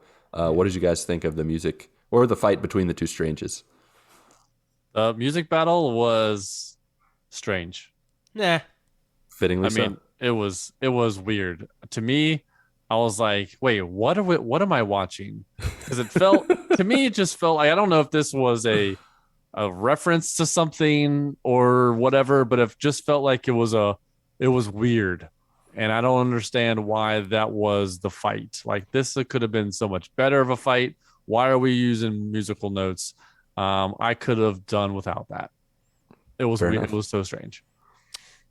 I, however, absolutely loved this scene. You are the music man. Yeah, well. Yeah, music in your heart. Yep. No, I mean, they do so many things as like, hey, wouldn't it be cool if we did this? And I mean, that's what's strange. I mean, come on. In the first one, he goes into a world where like hands are growing out of his fingers, and those hands have more fingers and hands growing out of them. I mean, when does Doctor Strange stuff make sense? Yeah. Made sense to me. So it's cool. I thought I liked it. I liked it too. It was great. It tasted like feet. Yeah. But then we get another gruesome death when Doctor Strange knocks him out the window and he falls and is impaled. So many people getting impaled. The fence line. Lots of impalings. From there, he's like, well, I got only one option. Give me the Darkhold. And he gets the Darkhold and he goes dreamwalking. And he uses the only other Strange that he can think of in the world where they need to get to. And in enters Doctor Strange, the zombie. What did you guys think of Zombie Strange? The first, it was weird. But man, when he has to get up to Mount Kilimanjaro, he's like, what do I need to do? And they're like, just embrace it. And so he uses all the demons to fly himself to make a giant freaking cape. He makes a demon cape, huge demon cape. I can get behind. It felt like it was that makes sense. Yeah, right? It was so outrageous. I was like, all right, I got to get on board on this one. Music notes too much. Using demon spawn to make a demon spawn cape. That makes sense. Yes. Oh, my brain doesn't work as well. I was getting a cross between, like, I don't know if you've ever seen the movie Hocus Pocus. And like that one dude that they bring back from the dead or whatever. Mm-hmm. It's like a cross between that and like the Edgar suit from Men in Black.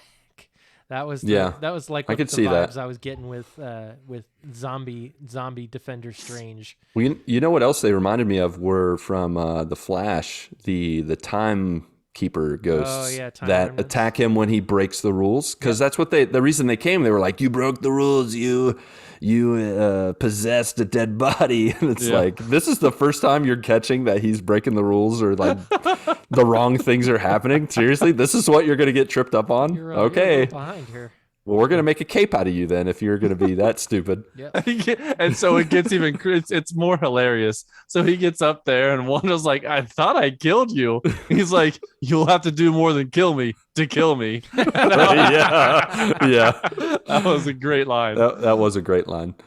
But yeah, so it's, by the way, it's Mount Wondergore, in case you were wondering. but I like Kilimanjaro. Kilimanjaro better. Anytime I watch that movie now, anytime I'm gonna see that scene, that's all I'll hear is do do do do do do do. Yeah, exactly. Oh man.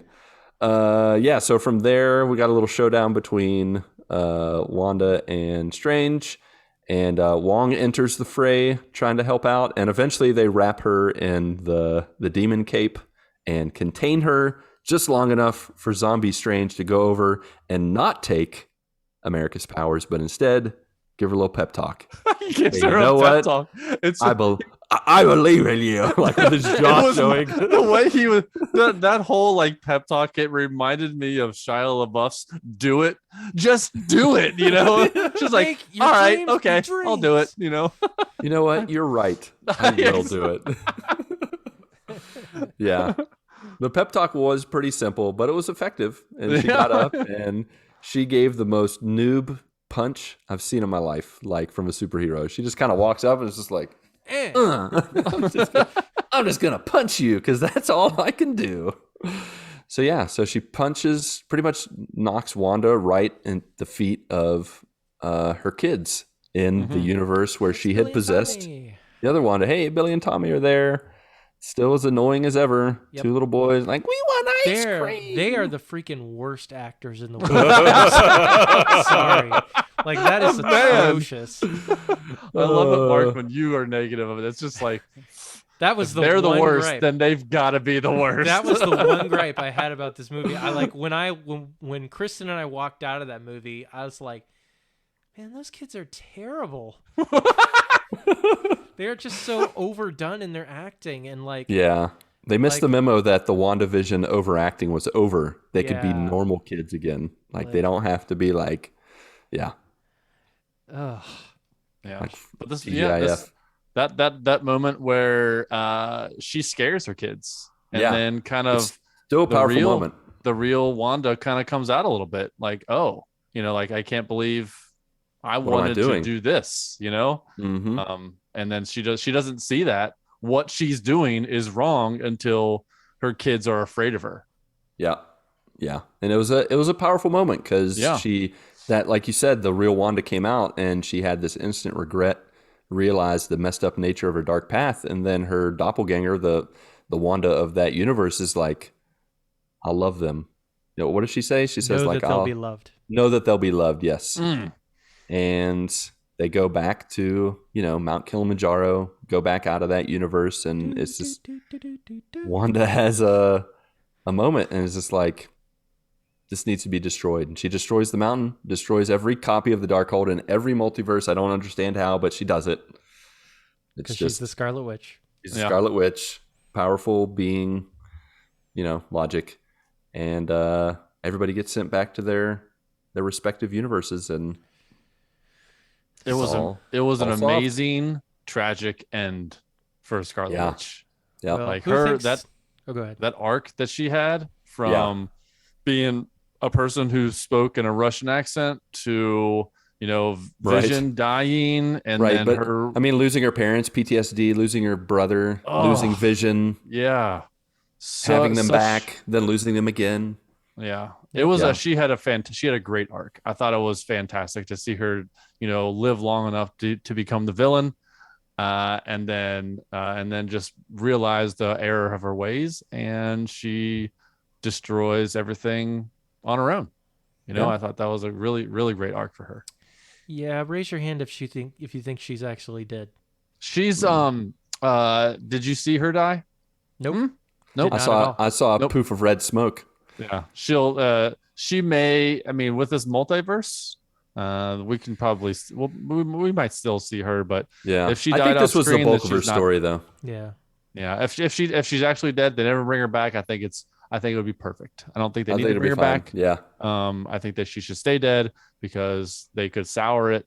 If they bring her back in like a passing where they're in another multiverse and she's like walking along with her kids, okay, cool. That's like a cool little Easter egg kind of thing, but she doesn't need to be back. I think they will bring her back in some form, whether it's this Wanda or I don't know, but I mean, just remember they've laid that seed of the White Vision.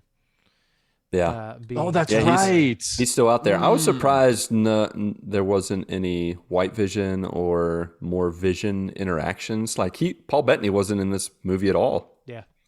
I was a little surprised. Yeah. But yeah, that foundation is still there. So I think she'll come back somehow. Or maybe he'll search the multiverse for her. Maybe become the dad to the kids of that other Wanda. Yeah, maybe. Maybe. Well, I think this like you said, Patrick, this story arc with Wanda, especially her, her final moments of kind of making that motherly sacrifice and realizing my kids are loved and I need to do the right thing. Mindy said to me afterwards, she's like, this was the perfect movie to watch on Mother's Day because it came out Mother's Day weekend. Yeah. And I was like, you're right. It really was. It was. And the Multiverse of Madness is an acronym of mom. Yeah, Mom's exactly. So it was a mom movie. And it's all about family. Through. Another movie all about family. You can't go wrong with being all about family. Yeah. I mean, it's the only way to fly. And impaling people. Yeah. Well, yeah. If they're kind of like estranged family. Strange. Yeah. Hey. Family. Hey-o. The end of the movie is America training and learning to use her powers. Wong and the Sorcerers rebuilding the headquarters. Strange, of course, developing a third eye because he used the Darkhold. And then the after credits, starting a new adventure with Charlize Theron, who is apparently someone that says Strange has caused an incursion that he needs to fix. Yeah. She's very important. Extremely important. From what I've heard. Yeah. But nobody who knows that. Yeah. So people are like, what's Charlize Theron doing in this? She's Clea, and she's Clea. she's the bad guy in Fast and Furious, right? Yeah, that's right. Yep, that's the new crossover. No. Not only is she Dormammu's niece, which is weird. Yeah, don't even know how that works. Yeah. I have come to bargain. Dormammu, I have come to bargain. She's also a ruler of the Dark Dimension, but then she ultimately becomes Doctor Strange's wife. Oh, Mrs. Strange. Oh, spoilers. Yeah. All right. Well, we'll see what the MCU does with it. You never know. Yeah. I mean, you never know how happen. they're No, gonna you don't. Yeah. They go their own way. They can do what you want. Do what they want. They can go their own way. They can go their own way. Go their own way. I can't wait to hear that. How that sounds. Now, that sounds like a song that should be in the next Guardians of the Galaxy movie. Yep. I agree. Spend the money, Marvel. And definitely not during a fight or a battle. Don't worry. Be happy. Just like the video game where it ruined epic moments with not good battle. Absolutely ruined it. Yeah. All right. You guys have any final thoughts on the old you Multiverse of forgot the Madness? most important part. The final end credits. Oh, you're right. I did. Why don't you go ahead and tell us about it, Marcus? Well, since we were introduced earlier in the movie to the Pizza Papa, also known as Bruce Campbell. That's right. A.K.A. Ash from the Evil Dead series. Himself, who got attacked by his hand. Thanks to Doctor Strange. And so he finally stops and he's like, it's over. And then it cuts. Yeah. I thought, so speaking of the credits, so at the end of the movie, when the third eye comes and on Doctor Strange's forehead, and then it goes to credits. And I'm like, oh, whoa, what's going to happen? And then the mid-credits scene with Charlize Theron, like, it feels like it's a whole different Doctor Strange or a totally different universe or what the heck, because he no longer has the eye and he has a different, like, attitude about him. I'm like, wait a second. Did I miss an after credit scene between those two? Well, it felt weird. He still had the eye. It just seemed like he was a lot more embracing of it. Like, he was just like the friendly neighborhood Doctor Strange. Yeah. It was weird. Yeah, with the third eye. Like, hey guys, notice anything different? He's like Ross with the white teeth. Yes. What do you think? Like, you wear an eye patch up here? What do you know? Yeah. If you get glasses, do you need like a third, like a little what is it? What is it? Not oracle. Monocle. Thank you. Pop a little monocle up there. Yeah. He's a Triclops. I was getting some sunglasses. I did feel that a little bit, like just like, oh, I guess he made peace with it while we were reading. It's like just accept it.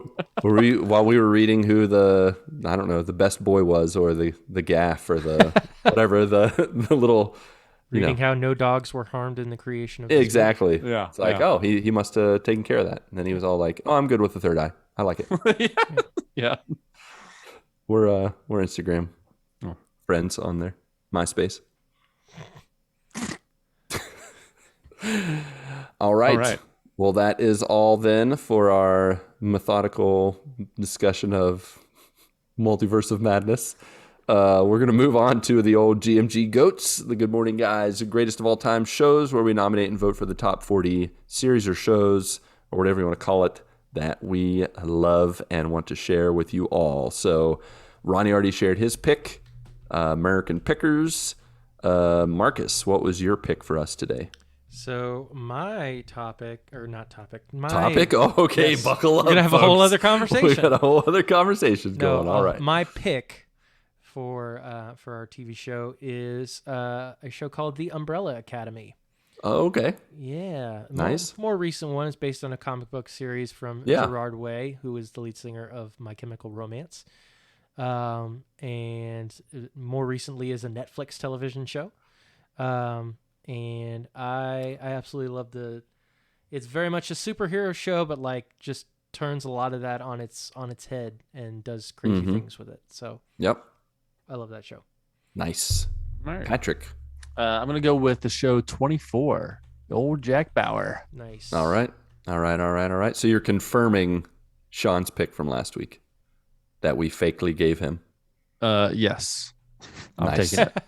No, that you, as you should. We have to keep up with tradition of like giving people fake picks of it. So yeah, good call. All right, Lucas. Just gonna keep going with it, and you guys might have to insert it in later. My pick is gonna be The Mandalorian.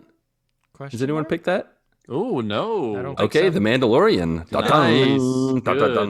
I don't know why. I think after Mario Kart 64, I now think like every other pick we have is someone's already actually said it, or we've said it ourselves multiple times. So I'm glad no one said it. So now I said it. The old Mandalorian. So we need to rewind because we actually had some joiner comments and questions about Doctor Strange that I forgot to mention. All right. So you mind if we interject that with another interjection? All right, here we go for the Scooby-Doo ending. The Discord joiner. Scooby-Doo the crap out of it. All right. Yep, that's what we're doing. We're Scooby-Dooing the crap out of it, as is tradition. Garbage truck on fire. Isaac Allistic, Infinity Bro Isaac said, I liked it. It was a breath of fresh air in the MCU. Sam Raimi's horror elements are fantastic, but some of the classic Raimi cheese just didn't work for me. Overall, I thought it was a great addition and superb performance from Benedict Cumberbatch and Elizabeth Olsen. 4 out of 5, not so mad multiverses. Well, that's an 8 out of 10. We will take it. You are in line with us, Isaac. We will allow it. Lord of Mustache Zukor, I haven't watched it yet. Hopefully the weekend after next, I'll be able to go. Okay, thank you for sharing that with us. Good. All right, listen to this after you watch it. Yeah, we're in the future now. Hope you enjoyed it. Hope you enjoyed it. Yes. Yeah. Delvin Cox, I liked it a lot. I felt like there were some plot holes and small issues, but overall, a solid movie. So like a Swiss cheese kind of solid movie. Fair enough. You done messed up. Doctor Strange in the Multiverse of Madness was a great movie. The one thing that I think gets a bit confusing now that these elements have been introduced is the difference between a timeline and a universe. And I think that's crucial given what happened in Endgame. Can a single universe have multiple timelines?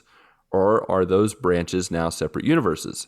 I imagine either the next season of Loki, any news on that, by the way, or the upcoming Ant-Man may explain some of this, but right now it's genuinely confusing to the point where I'm concerned about how accessible Phase 4 will be to fans that are either getting into Marvel late or just weren't old enough to when Phases 1 through 2 started. College freshmen this year, they were in pre-K when the first Iron Man came out. Wow, way to make us feel old, Aaron. Yeah. Dang. Very, very good points there. Yep. Yeah. Which I was trying to make at the beginning, and we were trying to make is how accessible is this phase? I don't think it is You know, very accessible. It's very confusing. unless But they reboot everything and start over. This is the next this phase, and all the phases going forward are going to be tough for it to be accessible. So like, I mean, like I want them to continue the story, continue it being connected, and continue on with new story. Bring in new characters, whether that's X-Men or Fantastic Four. Bring all those in. Continue to connect it. I don't want them to reboot it, because this is what makes the Marvel movies so much better than any other franchise or universe, is because it's all connected. Yeah. Yep. And it makes money hand over fist every single movie that they throw up in theaters. Every single movie that they're doing. This is why people go to theaters. For better or for worse, the Marvel movies are why people still go. Yeah. It's true. It's true. I really think that, it is interesting that Aaron brought that up about the difference between a universe and a timeline. Honestly, when we watched Endgame, and they go back in time and they kind of fracture the timeline, I honestly thought that was how they were going to birth the multiverse, and I thought they were going to just kind of make it kind of organically grow from that. Now later on they did reveal that the multiverse has always existed and it's always been there, but I still feel like the timeline branching was a nice way of connecting it to Infinity Saga, the Infinity War saga, and then also giving us kind of almost like a tutorial of how multiverses work and how they branch off. And I think there is a strong connection between timelines and universes. Like, they're very intricately connected, and I wouldn't be surprised if you do mess with the timeline, it does create another universe, multiverse, whatever.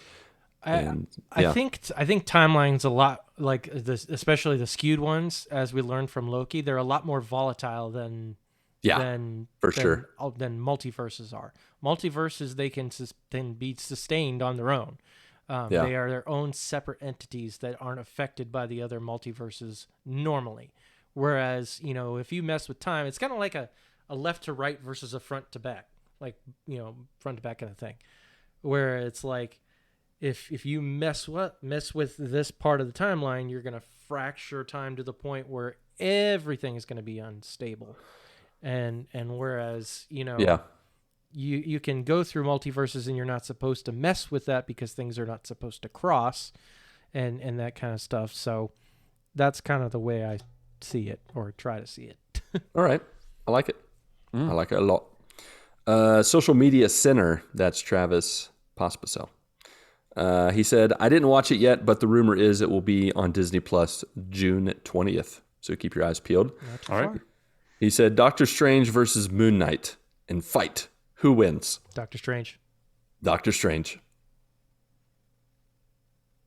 Moon Knight can't die, right? So yes, but Doctor Strange could probably incapacitate him, like put him in a pocket universe or something like that. It's not who would die Spider-Man first. did It's that, who would, so who would why win. can't Moon Knight? I think Spider-Man's a little smarter than Moon Knight. Moon Knight has 42 personalities, so I mean, Okay, you hate Moon Knight. Why are you doing this? It's funny when the guy who likes Moon Knight. you got me. You're such a faker. Yeah, It's a good effort. Doctor Strange. Not even close. I absolutely, Good effort. I absolutely love Moon Knight, and I know for a fact that Doctor Strange would own Moon Knight. Oh, I'd own him so much. All right. Thank you, joiners. Sorry, I almost forgot about you again, as is tradition. Another tradition, as it is, some housekeeping. Where we offer you towels, fluff pillows, topped with Andy's candies, and tip you off to the GMG news you need to know. GMG stream time? Stream time? Stream team? It's a multiverse of timelines. Yes, it is. We are continuing to offer you content and conversation Sunday to Saturday on Twitch. Check out Chris. Chris, happy Victoria Day, by the way. He is currently finishing up his playthrough of Celeste for the GMG VGBC. So feel free to join him with that. Also on Saturdays, we're playing Destiny 2 together, he and I.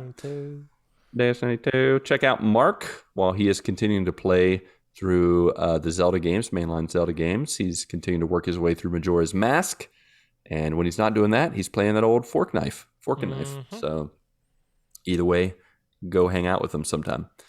And then you can check me out mainly breakfast times, either pre or post breakfast, Monday to Friday, where I'm doing a variety of roguelikes and GMG VGBC games. You can check out all three of us, of course, on twitch.tv. Links are in the show notes. And if you're not into streaming, however, you'd rather tweet with us on Twitter, discourse on Discord, you can find the links in the show notes to that as well. Also, if you'd like to throw a buck or more in the old tip jar, consider supporting us on Patreon at the URL in the show notes. But if you can't toss a coin to your podcasters, but you're still the giving type, please rate and review us on Apple Podcast and Podchaser and Spotify. Helps us reach new joiners. Whether you want to give us stars, exclamation marks, feedback, or an encouraging word, we hope you will let your voice be heard, just like Lord Zukor did in this 5-star review. Ooh. Thank you for them stars, Lord Zukor. He had this to say: this podcast is TBPTLTWAT, or the best podcast to listen to while at work. Thank you so much. Thank you so much for that. Yep, that's right. It's all me. Whether it's a randomness episode, a spoiler cast, a guest appearance, or a topical episode, you will love the feeling of hanging out with Marc with a K, Lucas, Patrick with a K, and Ronnie. Join the Discord with a K. With a K. Ronnie Cohantus. Join the Discord so we can hang out with you too. Love this podcast, and I love these guys. Nice. Awesome. Apparently you don't love me enough to spell my name right. Oh, dang. Oh, snap. No, Publicly shamed. No. That was a nice review. Yep. Yeah. Thank you so much. Thank you so much, you beautiful mustache man. We're so glad you let your voice be heard. Speaking of being heard, you can also call us at 929 GMG Guys for any questions, comments, or feedback. Alrighty then, Patrick. Alrighty then, Marc Touche Boucher, and the spirit of Ronnie J. Along with you, our beloved friends, family, and joiners, go get your good morning this week. And may God bless and guide your lives as you live, as you work, and as you game.